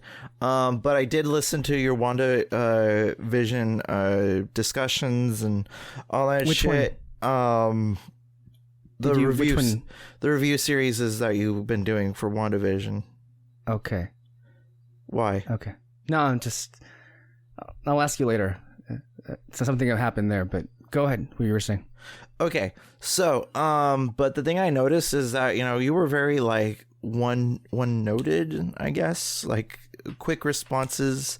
I'd be like, so, the dichotomy of good and evil. What do you think about that? One's good and one's evil, and that David, I don't know if Kyle ever said this to you, man. You pissed him off one time. I think he had you on for a Doctor Who review, and he was mad at you because you didn't talk at all, it seemed like. It wasn't, okay, I wasn't mad. I was David, more... I've seen Doctor Who. I don't blame you. I was more frustrated because I couldn't get a read on you. But you were filling in for me, right? I think I'm usually the one doing Who Knows with you. To be fair, this was Whitaker's season, and honestly, like I was having trouble with like just getting into the show. So this was season 11, right? Yeah. Okay. But I don't know if you heard of 11. Our Doctor Who review. Maybe you'll probably hear something different.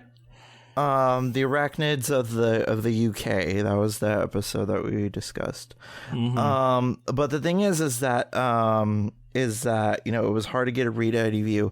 It was hard to get any like kind of conversation, or it's hard to get words out of him. Yeah, like like you were kind of almost like fishing for words, It's okay. I understand. I've known him my whole life, and it still to this day is hard. But if you remember, Kyle, I mean, Alexis wasn't the most talkative person at the beginning. That is true.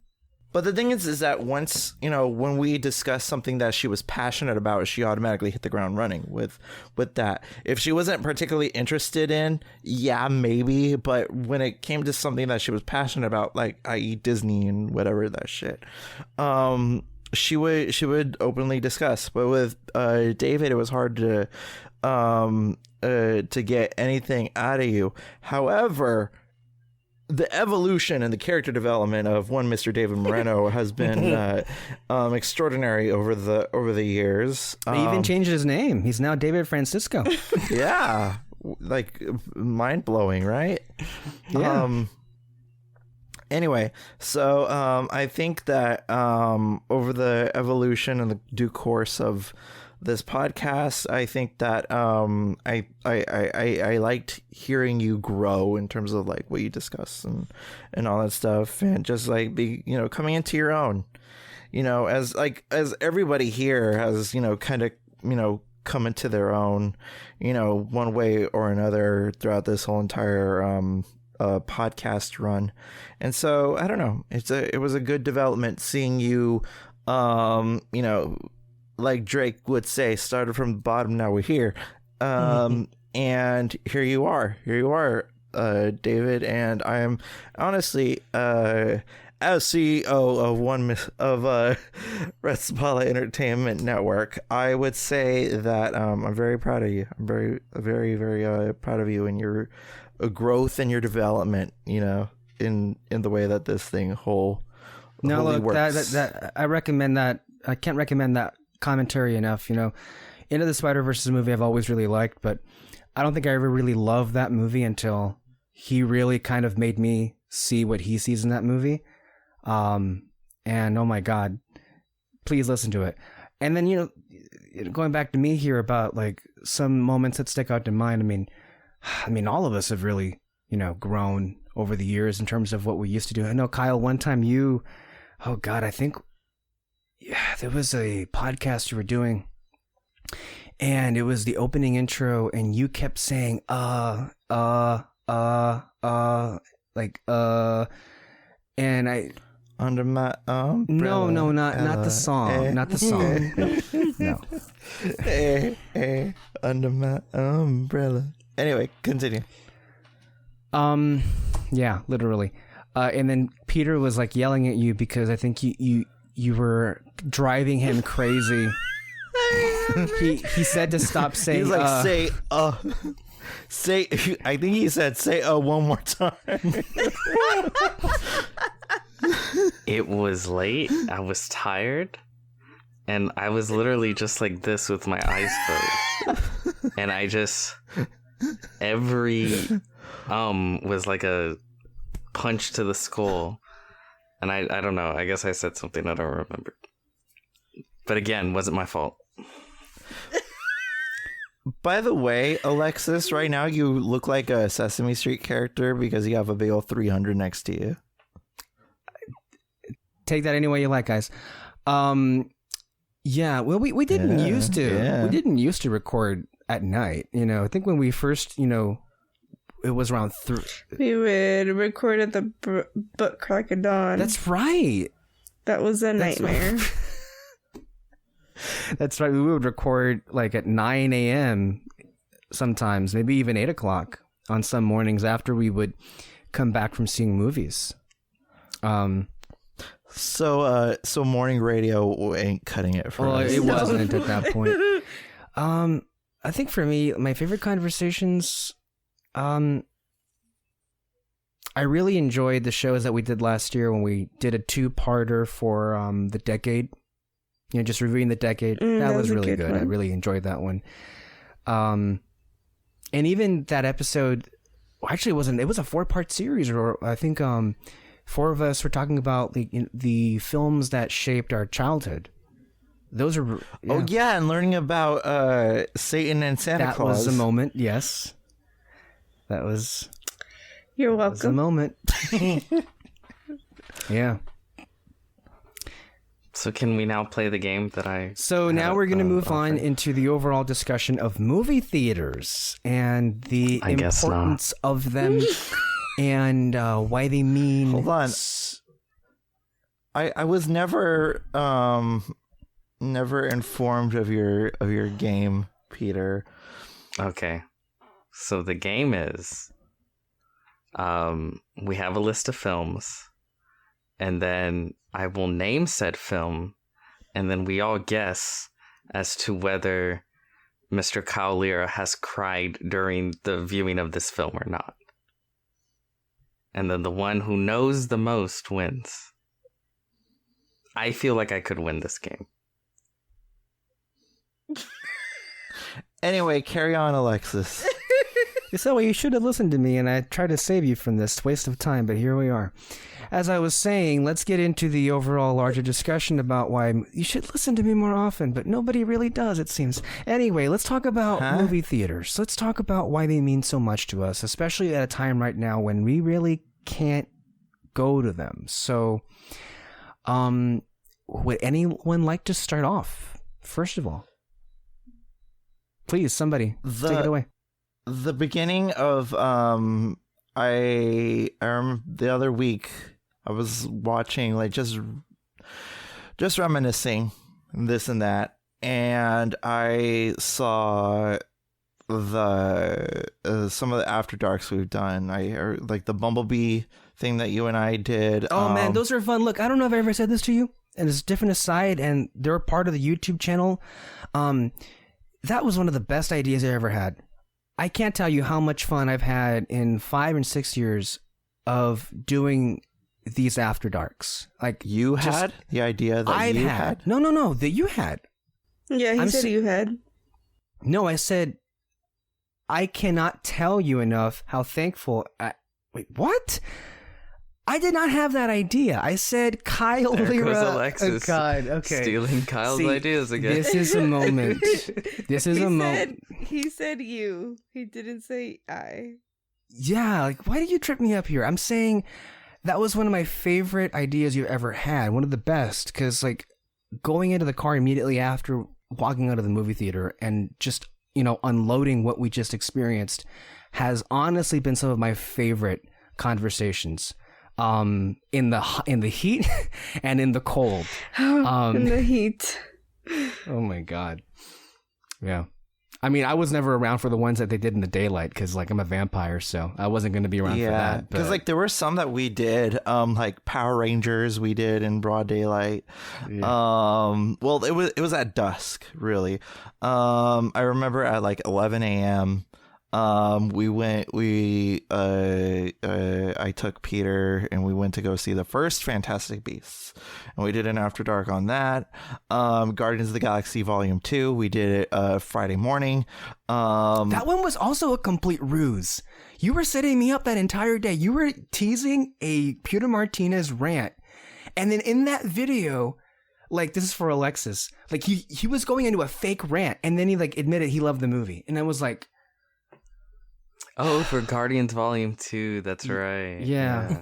Yeah, these people have done it. That's They did it right. several times that year. I had pretended to hate the film because different opinions. We know how they affect him. So that was... My favorite was a private After Dark from 2 locations. After me and Alexis went to go watch Beauty and the Beast, and we called you guys right after. That was very funny. That was really funny. It could have been nice if we had like a camera on our side too to do like a side-by-side review, because that would have been hilarious. But the thing is I think we were already like heading home. No, we were driving home. But yeah, that was... Me and Kyle were pissed. We were pissed off like nobody's business. Alexis and I were like... We were not at all. Both of you guys were on cloud 9, so happy. Like, oh my God, my childhood. And all this, like, again, nothing's wrong with that, but like, it just like, it was funny, the juxtaposition and also the subsequent podcast that we did was actually really fun on Beauty and the Beast as well. But the thing is that like, I was looking at some of the After Darks that we did, the Lego Batman After Dark that Peter and I did. It's just like the conversations that have been had, over the years, me being completely traumatized within the first 10 minutes of the Rogue One After Dark. I mean, it's just that kind of thing. And the fact that one of my favorite moments, even though greatly embarrassed, is just after seeing Carrie Fisher say hope. Like that really got me, and connectivity to what got me interested in movies in the first place, and just me like experienced that, and everybody applauding when Leia's ship departs away from Vader's clutches in Rogue One, like everybody applauding, and like that right there is like moments that make movie theater experiences worthwhile. That must have been one of the rare instances where all 5 of us on this call were in the same theater watching that movie. Mm-hmm. That was threw something. A soda at me. Who? Me? Yeah. That is true. Kyle. Kyle, you that could, isn't that, I don't know, an allegation of physical assault? Well, now I guess I do need to talk to my lawyer. I'm not coming for jail time. I'm coming for money. I'll let you know. He right threw now. a soda at you. Yes. Like the whole thing? Yes. Yeah.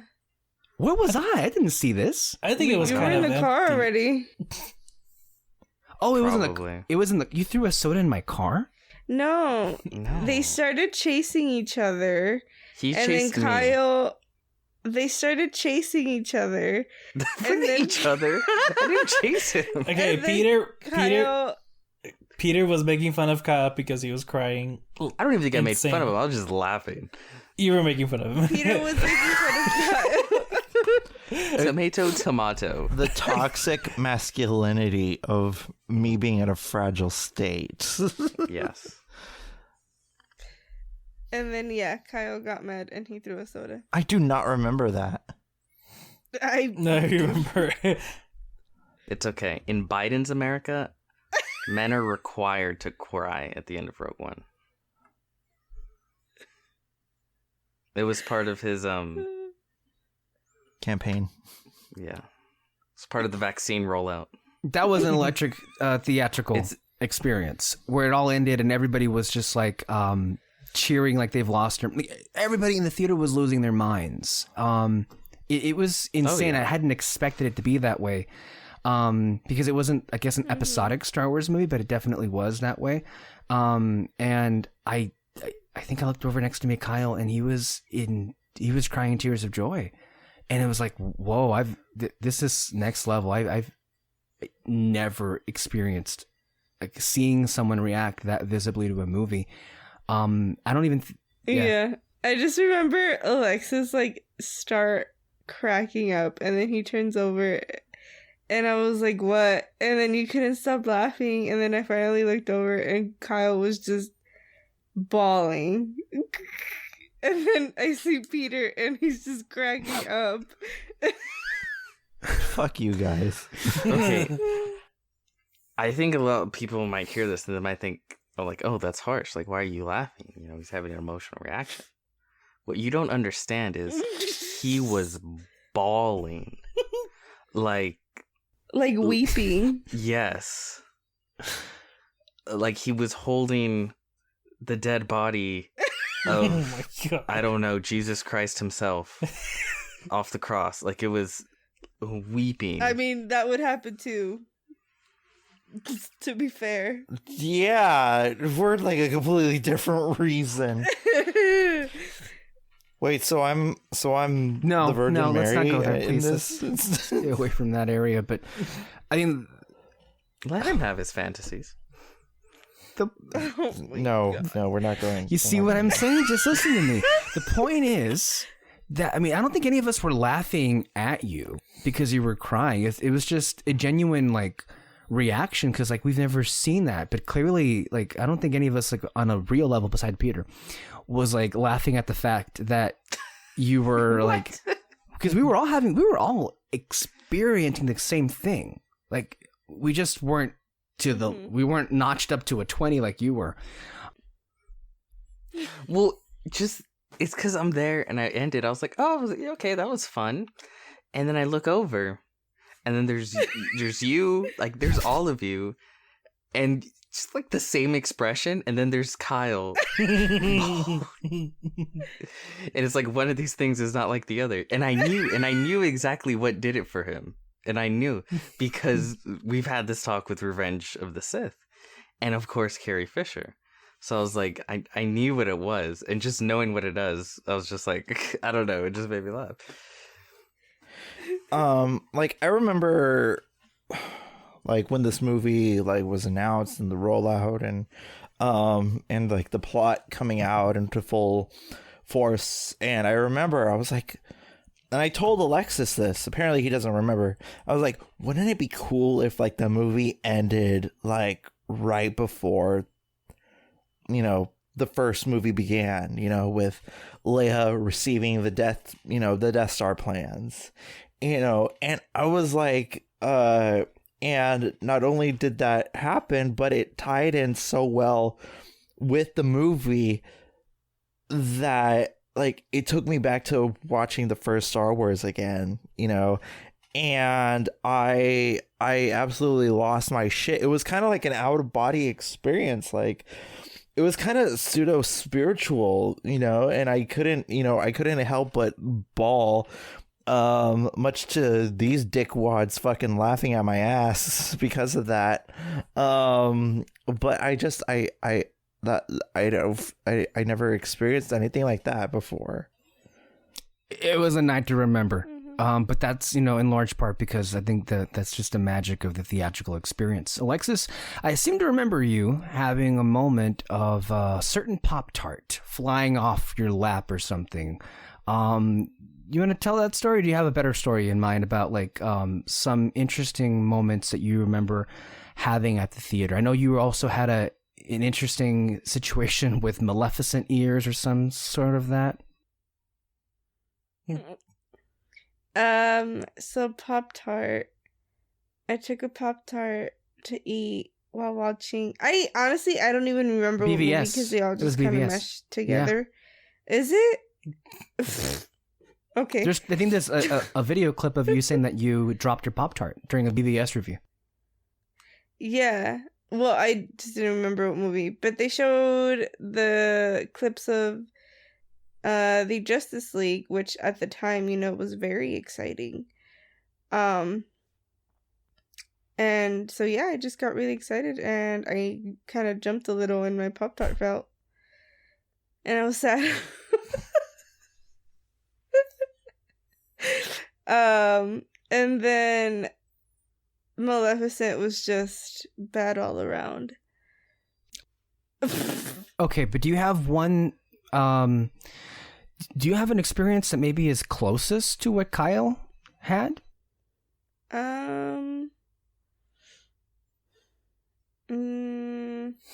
Endgame? Probably, not in a movie. What? I was good. No, Peter said Endgame, and I was like, "Oh, that's me." Oh, that's right. That's right. Listen to my review of it. You were crying in that review. I remember. Yes. I mean, I'm sure I have. There's just so many. I'm a baby. I cry all the time. I feel like there's one that's coming to my head, but I don't remember what it was, where I just I couldn't stop crying. But I have to think about it a little bit. But I think my favorite movie experiences are actually going to go watch scary movies. Really? Yeah, that's fun. Those are great. Those are always... Yeah. Because those are it's kind of the experience of it with the audience. Yeah.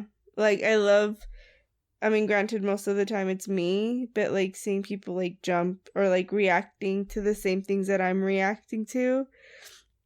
And just I don't know, sitting in a dark room with loudspeakers and having people around you. Oh, you know which was funny? I went to go watch it came out the second part was gonna come out last year with Krasinski. A Quiet Place Part 2. John Krasinski? A Quiet Place. I went by myself because my roommates didn't want to go. Because I was dumb and told them it was going to be a scary movie, which it really wasn't. There was jump scares, and again, I'm a baby. I would have jumped regardless. And so I sat on an aisle seat, and then next to me was a guy, and then next to him was his girlfriend. And there was a jump scare, and so I jumped, but I jumped on the guy.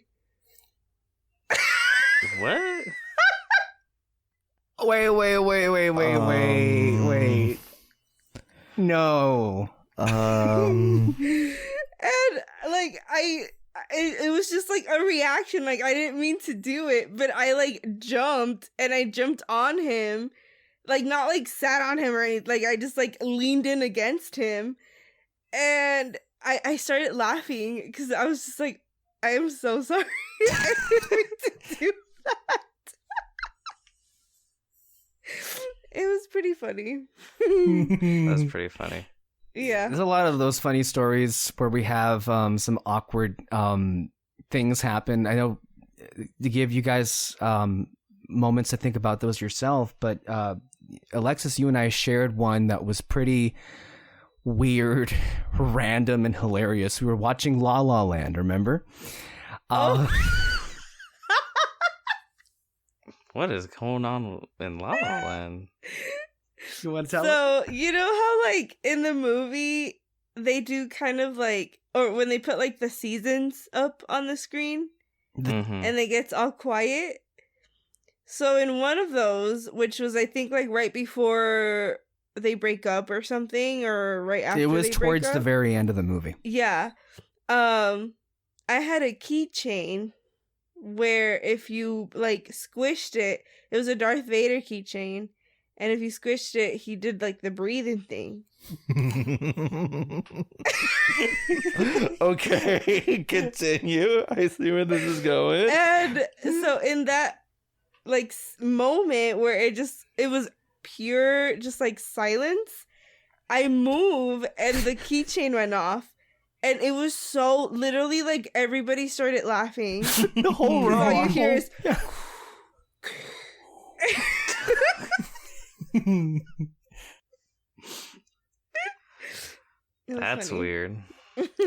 No, man, it was hilarious. People were like cracking up because it was just the most random thing. Like the most Darth Vader just made a cameo and like it wasn't on screen, and he's just like, "What's going on there?" If I'm thinking about instances, this wasn't weird. Like nothing weird happened, but just like the situation was weird. When me and Alexis, we went to go see what did we go to see? We saw a lot of movies together, man. I mean, which one? Midsummer. We were alone, weren't we? We were alone. That's scary. Ooh. Like it was the entire really theater scary. was empty. It was just us. And like maybe midway through the semi orgy, I just looked over and I was like, this is kind of weird. Like Did you want to sit a couple of seats away from each other? Putting distance. That's so funny. nothing weird occurred, but just the situation of just like we're just sitting there watching Midsummer, and like Watching it's these just a people weird fucked up sing and movie. scream. Yeah, I was just like, oh okay. Did one do an awkward whistle like? You felt like the guy that was being done to. I mean, that's a pretty hard movie to watch in spaces. Like there was Yeah. there was a moment. Oh God. Oh, jeez. There was a moment halfway through, because we were alone. I guess I just took advantage of it. I don't even know if I was fully conscious of the fact that we were alone at that point, but there was a sequence when these people throw themselves off a cliff, and you see them land violently as they hit the ground, and I just let out like this disgust, like the sound of disgust, because it was horrifying. What they show you what happens to the body as it just hits the fucking floor. It was, yeah. That was it. I remember, God, which was it? It was with, oh Jesus, I think I forget which one it was. I had a story and then I lost it. David, let's go to you real quick while I think of it. Do you have, or do you need time? No, I got a story. Okay, go ahead.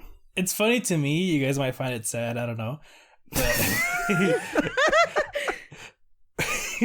but I went to go watch the Lego movie. And I went to the theater. It was on Tuesday. Like, tickets are $5 on Tuesdays. I think it's on Tuesdays.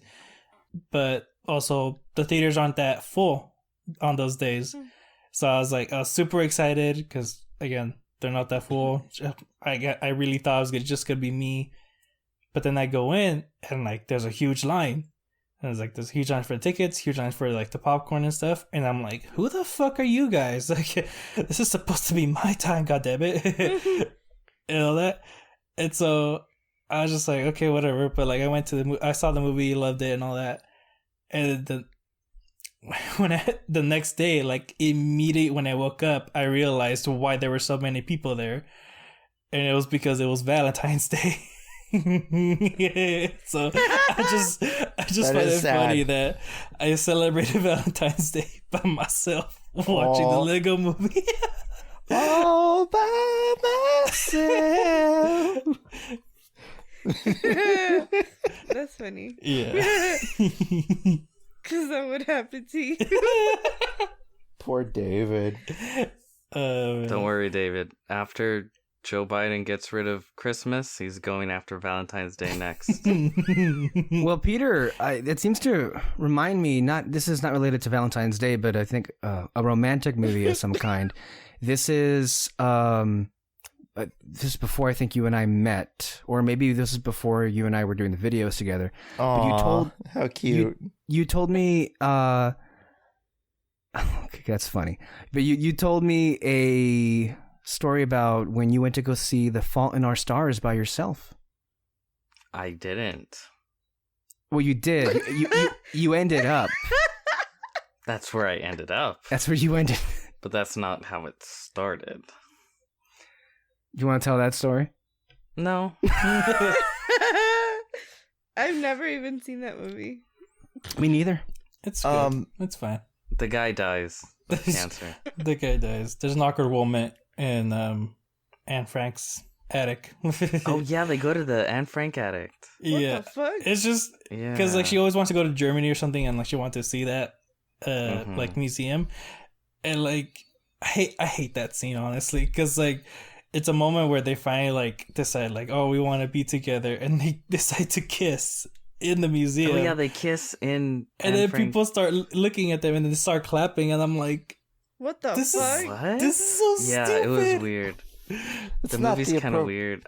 That is wildly inappropriate. It's It's for a certain demographic, I guess. I don't know. Yeah, I mean, it was just that scene that I just do not like. It was so weird. Everything else is fine. Mine is not sad, but it's a nice little bit of like interaction with those around me. I remember because like the big joke at the time, the big meme at the time was, Martha, why did you say that name? from Batman v Superman. And we also got a better versus movie called Captain America Civil War. And Bucky nonchalantly says, yes, and your mother's name is Sarah. And I was like, Martha. And the back row laughed, like getting the joke. That's a good one. That's cool.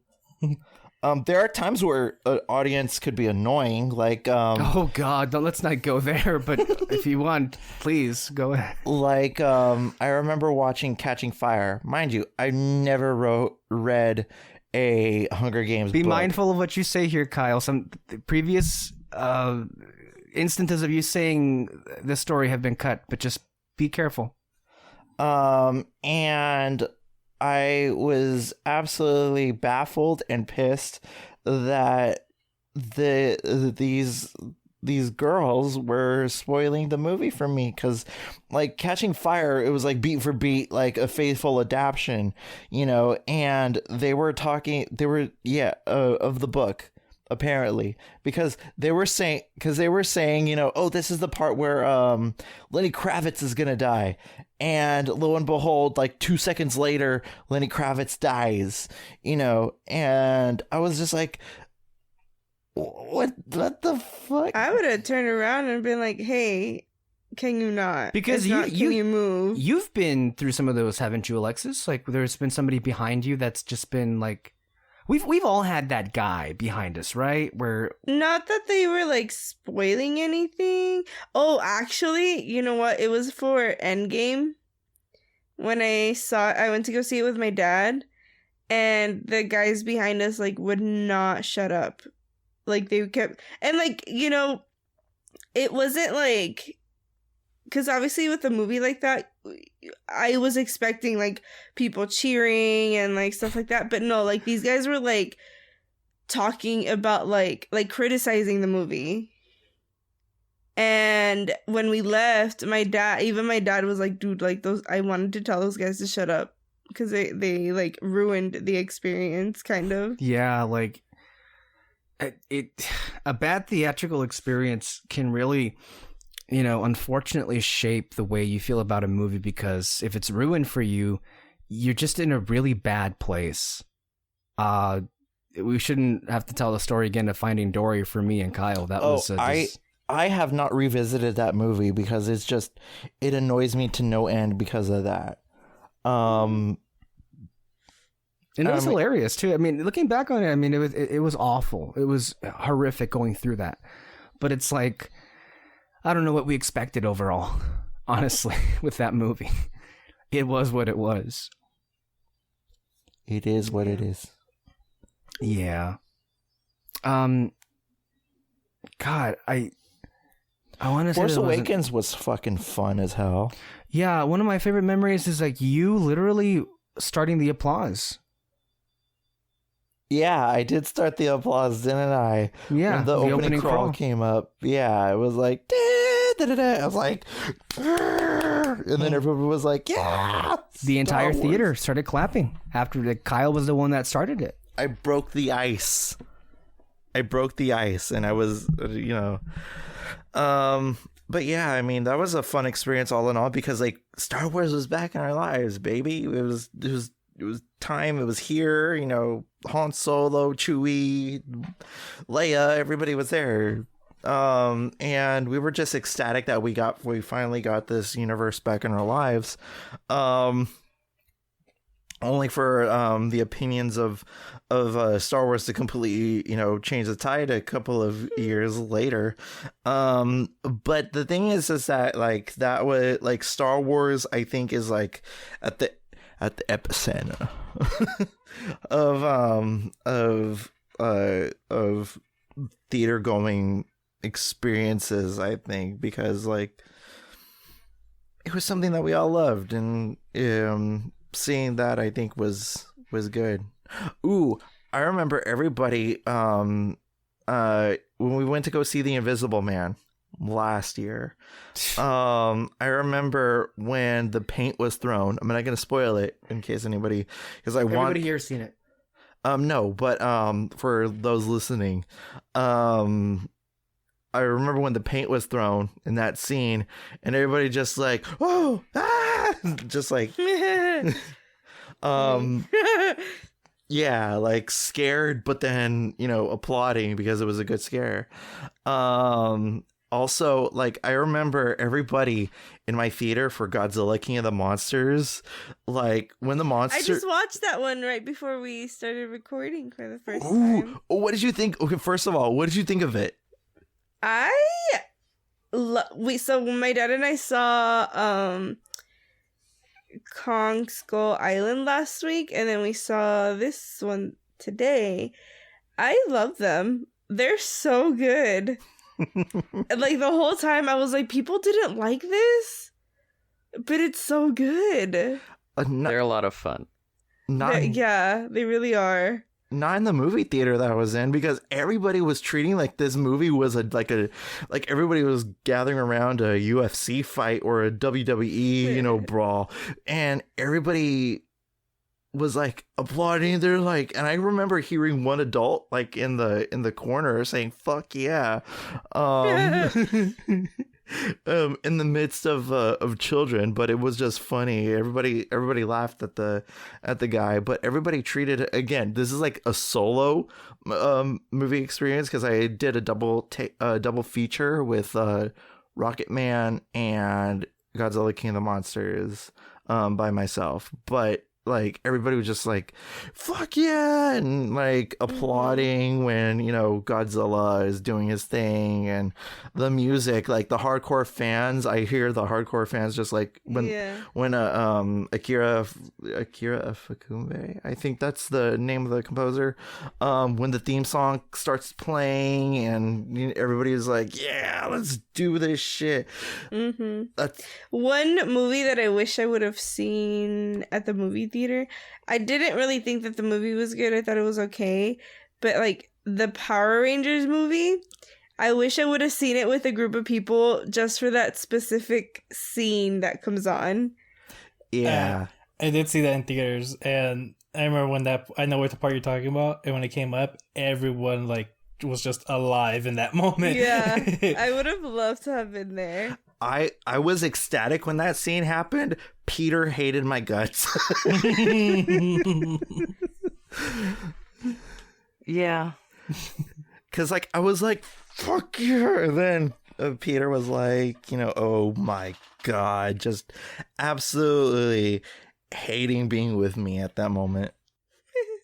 Yeah, it's really fun to see some of these audiences get loud, because they really do have the power to sway how you're feeling about the movie. It can make a great moment even better. It can make an okay moment pretty good.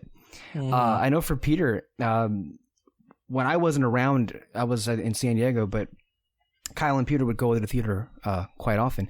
And I think there was a series of movies that Kyle wasn't liking so much, and that Peter's enjoyment mostly came from watching Kyle's anger. I think it was Pirates of the Caribbean was one of them. Yes. What was it called? Dead Men Tell No Tales. Yeah. Yes. You know why? Because that film did everything I hate, at least, with what Star Wars is doing. That's what it did, kind of. But that's not the reason why Kyle hated it. He hated it because they didn't do it right. They fucked up the lore. That's one. Okay, that's one of the reasons. They completely bastardized Barbossa's character. They did do that. It didn't even feel like Jack Sparrow throughout the whole thing. It was drunk Johnny Depp. It was drunk Johnny Depp. It wasn't even drunk Jack Sparrow. And you know what? We both made that claim that, like, he doesn't look like Jack Sparrow fucked up. He just looks fucked up. Yeah. And he was. And he was. Like, with everything that's come out with Amber Heard, they say, like, all that shit happened while he was filming Dead Men Tell No Tales. I think that's when he fucked up his finger. Yeah. And they had to stop shooting for like 2 weeks or whatever to go get it fixed. And for the detriment of the film as a whole, because, like, your epicenter is Jack Sparrow, Captain Jack Sparrow, sorry. And, like, I feel like this movie was just sleepwalking on itself. Even Javier Bardem, because I know that he could bring out, like, a fantastic... I was very excited for him, and it just... Yeah, the movie kind of worked on not even a single level. I mean, there was some...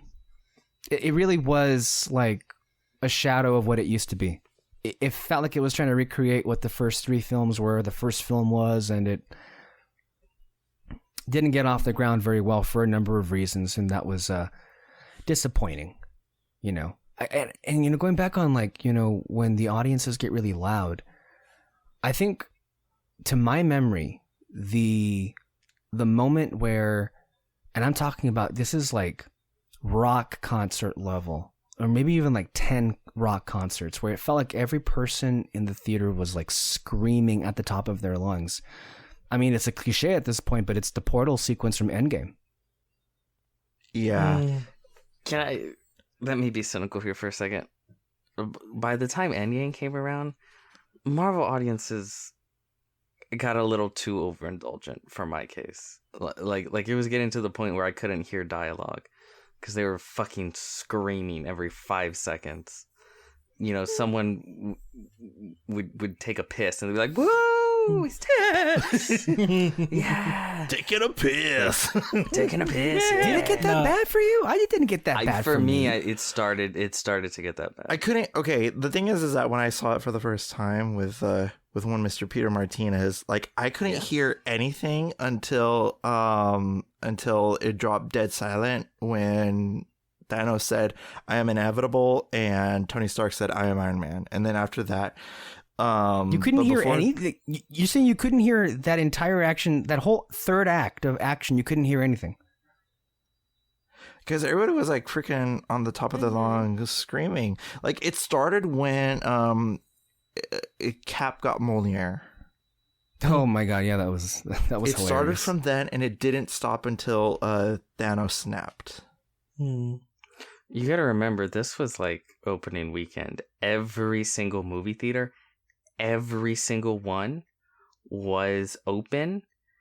Like not every theater, every room, every screen was open, and it was specifically for Endgame. When we got out, the whole hall that makes up our local movie theater was filled with people, and they were all there to see Endgame. It was crazy. I'll never see it that way again, like in my life. No, I remember watching. It'll just never happen. Definitely not. No, I remember when I saw Endgame, and I've always got mixed feelings about it because I wish I was seen with the big audience because I loved that on Infinity War. Just like everyone screaming, it was a great experience for me. I loved hearing them cry when everyone died at the end. No, actually, that made me was a great sad. one. That made me sad. And You know what was so great? There was literally children were dumbfounded. They didn't know how to take it. Spider-Man died. Yeah, I remember one kid being like, "What happened?" Like they were asking their parents, and I was like, You evil fucker. "Live with it." no, I remember. Welcome to the real world. That happened during, I think it was my second time watching The Last Jedi, when the ships crashed into each other and it was all quiet, and some kid was like, "Oh no!" You see, that's cool, though. You know, children being absolutely thrilled for a series that's meant for them. You know, but the thing, okay, wait, going back, David wanted to talk about something. David wanted to say something. I kept getting interrupted by 3 people. It's fine. Sorry. No, actually, my favorite reaction in Infinity War was when Iron Man was fighting Thanos, because everyone was just like, "Ah, go, go!" But then he gets stabbed, and just immediate silence. Yeah, that happened. Oh yeah. my god, it was great. I literally heard people gasp like, "No!" Yeah. Like they saw Literally. a murder happen before their eyes. I heard a girl in front of me start crying when he got stabbed in Infinity War, not an Endgame. but the thing is that the stakes were on the table because it was either Cap was gonna die or Tony was gonna die. Mm-hmm. You know, and that was what was on the stakes of the, you know, at the time, like, because either one of them were going to die or both of them. So Yeah. everybody was just waiting until that moment. Everybody thought that was the moment that he was going to die. Yeah, but I was saying, like, in Endgame, I always got mixed feelings about it because I wish I would have seen it with a big audience. Because You didn't? No, I didn't. But at the same time, though, I'm glad I didn't, because in the portal scene, like, I would have missed the entire score if it was a big audience and they were all cheering and everything. And that was the score was the reason why I cried in that scene, because it was just amazing. Again, listen to my review, you'll know why. Yeah, that score was fucking incredible. I still love that score to this day. But yeah, I mean, everybody was just like the Marvel movies, like especially the tail end of the MCU, the tail end. Don't notice my words. I when it came to Infinity War and Endgame, like it was so good. I hated my experience with Endgame, even though that the picture was very crisp. We saw the movie with a bunch of geriatrics.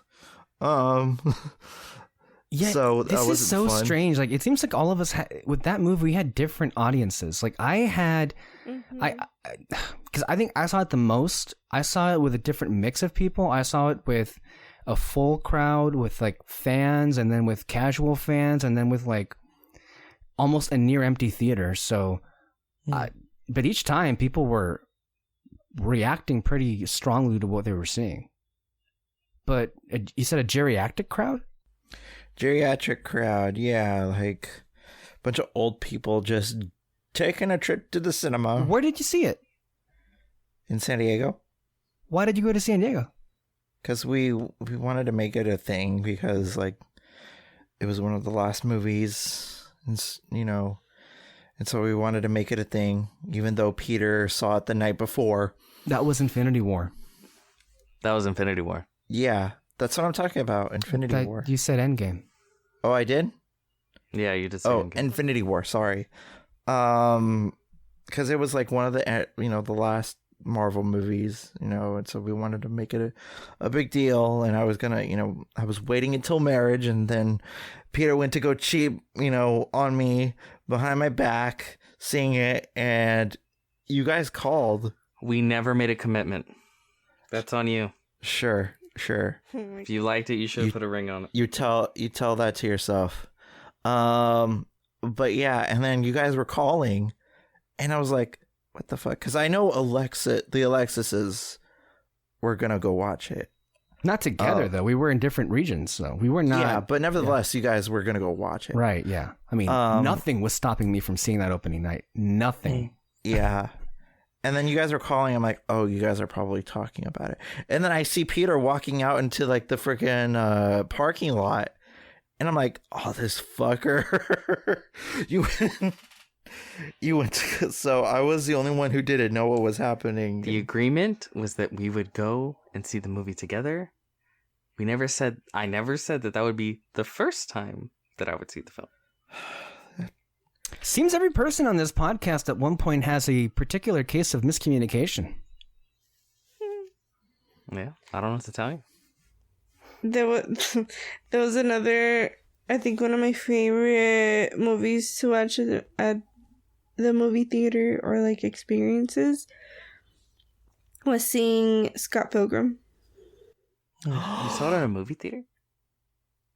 Yes. Fucking lucky. Oh my god, so many questions I have for you. Like, what were the reactions? What was the overall consensus of seeing that movie for the... I mean, we all came out and we were just like, what the hell? Like, this is really good. I mean, this was like, I don't even know what, like sophomore year, I think? Well, it's 2010. Yeah. And I went with friends, and it was just like one of those days, like, especially like back then, like, we didn't have a car, like, we spent like all day at the mall, and then we watched this movie, and I don't even think that we like were wanting to watch the movie. Like, it was just like a random movie that we picked, and then we saw it, and it was freaking amazing. I don't know. It was a good day. I'm jealous, because that's like one of the movies that I wish, like, had I known about like what this movie was, was about and all that stuff. Like, I wish I was there to see that, because like that movie has become like one of my favorites of all time. So I'm actually quite jealous.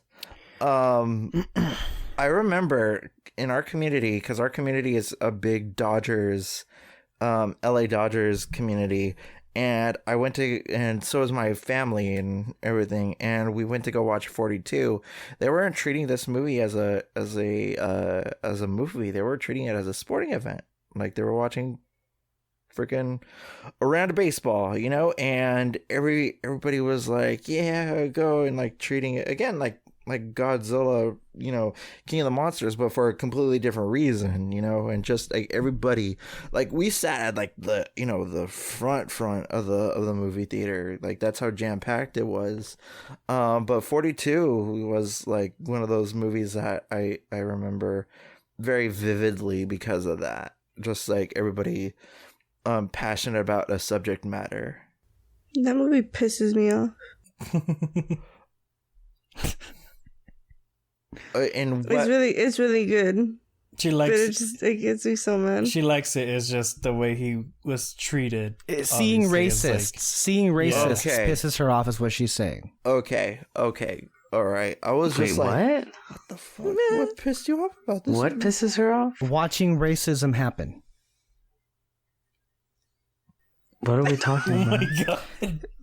Maybe if you spend less time looking down at whatever you're looking at, I mean, and stay here. I thought we were talking about Scott Pilgrim. Talking about No. 42. 42 with Chadwick I was Boseman. gonna say the racism was light in Scott Pilgrim. I don't know. Okay, let's introduce a final wrinkle into this conversation about just the small things that each of us enjoy about the movie theaters, whether it be the lobbies, the soda, the snacks, the popcorn, what seats you like, I don't know, the restroom, the outside stadium, whatever part of your little ritual of going to the movies. What are some of the stuff that you're missing right now? Who wants to go first? Ices. What? The smell. ices. The immediate smell and hit of your freaking senses of freaking processed popcorn, but damn good processed popcorn. Yeah, the popcorn was great, wasn't it? That's what I really missed, is the smell and then eating it. Peter would always eat it only in the car afterward when he had it in his hand. But no, Peter, you're not really a concession guy, are you? No, I've never been one. Really? Not even the candy. No. That is interesting. It's about the film. But like, that's the thing about like me growing up, like my mom, because like for the majority of it, it was just mom and I. And growing up watching movies, like she'd have her concession snacks, and I would have like the kids kind of concession, snacks. And I remember that, Hot dogs going into nachos, like Toy Story 2, A Bug's Life, and all those movies back in the day, and having those concessions, and just like I'm like, okay. And so like that was always a ritual growing up. I'm surprised like that wasn't. I'm not gonna lie, I've been tempted so many times to just go and get like food from there. Can't you? It's open, isn't it? Where you're at? Yeah, I can. Just get a. I just don't. Just wear Baby ass. 3 masks. Hey, I mean, we'll 4. wear 4 masks. 4, just to be safe. Yeah, go ahead, Kyle. But yeah, like just get a big old fucking bag of popcorn and shit. Like honestly, like nothing slaps harder than, in terms of like popcorn, like movie theater popcorn is where it's at, Like it doesn't taste the same anywhere else. No, Yeah. it never does. Disneyland popcorn. Maybe there, yeah, but I haven't had it in years, though. What? I don't go for popcorn at Disneyland. There are better things to have at Disneyland. Much better things. Not. Pizza popcorn. Oh, well, yeah. I always go for a cherry Coke. And if not that, then I do the Coke and cherry icy. Oh my God, those are great. But the smell, just like waiting in line is also like an experience all in itself. Sometimes it can be quite tedious, waiting in line, but I think that's like, part of the game, like, because here we, until quite recently, very recently, actually, like right before it all shut down, right? Yeah, the whole seating chart arrangement was just a fresh new thing in our community.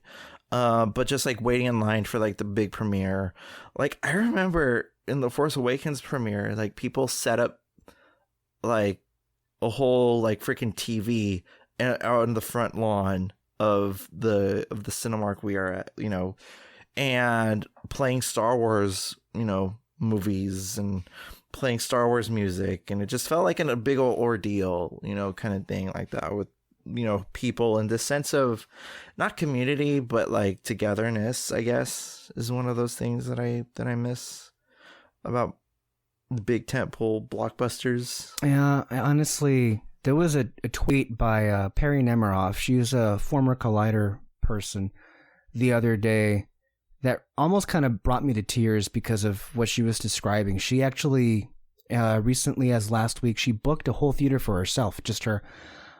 She was watching Jurassic World, and she was describing in this tweet that, she didn't think that, walking back into a movie theater would make her that emotional, but it did. And, it literally caused her to break down. And I honestly can't wait for the day that we all get to have that experience, we have to make a commitment sometime if they do open up this year, that's a big if, right? But if whenever it happens, for all of us to get back together and do like an occasion of it. And I, to people who are listening, I always like to provide people with hope. I don't know if anybody believes it, but every day there's some positive stories about, the top infectious disease expert today just said, by April, it's looking good for everyone to get a vaccine if they want one. No one really believes by April, but that's a good prognosis. The president just ordered 200 million more doses. That by July, most Americans and not all Americans can get vaccinated. That is a pretty big fucking deal. And a big step to getting movie theaters back into our lives. So, as we go around and wrap up this episode, I want to ask, and again, it can be as short or as long as you'd like. Just what do the theaters mean to you?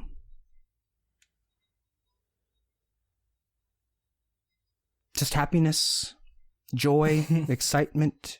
It can be one word, it can be several words. It doesn't matter to me. Who wants to go first? For me, it is kind of like a moment of peace. Yeah. Like, I don't really have to worry about anything else during that time. And what I've kind of missed the most, at least for my theater here, and something that I've been wanting to do a lot more, was like see the movies that either what's it called, Ale? Those like the like old movies. Yeah, they bring in some few classic ones, or just they're new, but like you're not gonna see them in like at least ones that in Brawley, like some anime movies. One time we went to go watch Monty Python. Yeah, we saw that. It was great. It's like a combination of classic films and indie films. Indie films, yes, but also one of the ones I want to see the most are the anime movies. Oh. Like I missed out on My Hero Academia movies, but the one that I loved the most was Studio Ghibli one, which was Whisper of the Heart, and I saw that one in theaters, and it truly is one of my favorite Studio Ghibli movies. But yeah, just what? What? I don't know. I just see Peter like. he's looking in the corner. Yeah, but yeah, the movies is just a little moment of peace. That. Like I remember seeing Casablanca in the movie theater. And just to be clear, this is a reissue. You weren't around in 1942. Yeah, I'm not Moreno. Okay. I wasn't around that time. But seeing a reissue and seeing it on the big screen like that, and just like hearing, you must remember this, and just like it's just like one word I could describe movies, and seeing movies like that, and stuff is magic. It's just magic. It's like, it's honestly like the perfect escapism away from like stepping inside a Disney theme park or a Universal Studios theme park, and just having that level of escapism, but it's just a couple of blocks away kind of thing that makes it more oomph. It gives it a little bit more oomph because of that.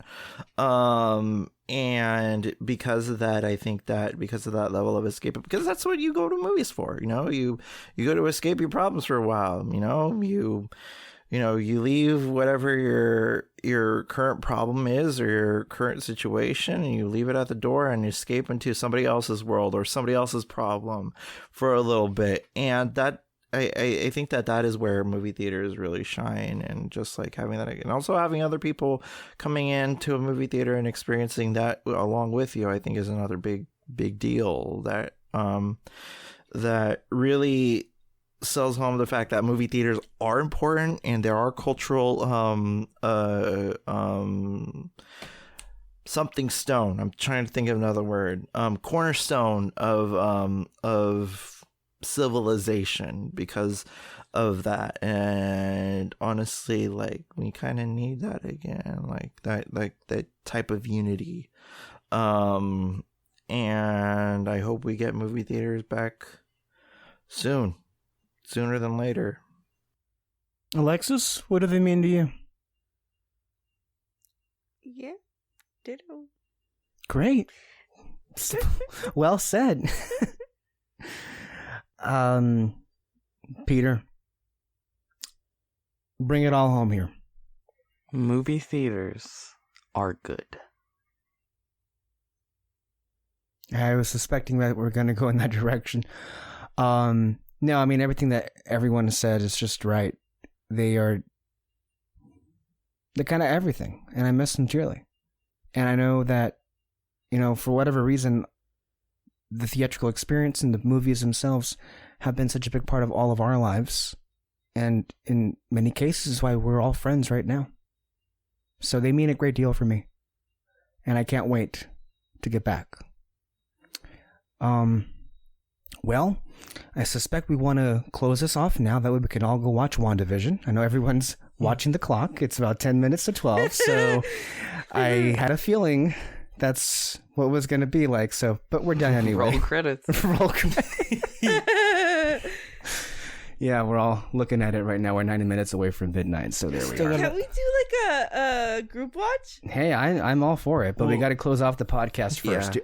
Any last thoughts, any last words that anybody wants to say for the 300th episode of Red Spotlight? Thank you for joining us, everyone. If you like what you heard here, you can check us out everywhere you listen to podcasts, whether that be Apple, Spotify, you name it. We're everywhere, baby. So anyway, yeah, without further ado, I'm Kyle Lira. With me is Alexis Soto, David Francisco, Peter Martinez, and Alexys Moreno, our local geriatric. So, without further ado, I'm Kyle Lira, and as always, stay in the spotlight, everyone. Bye.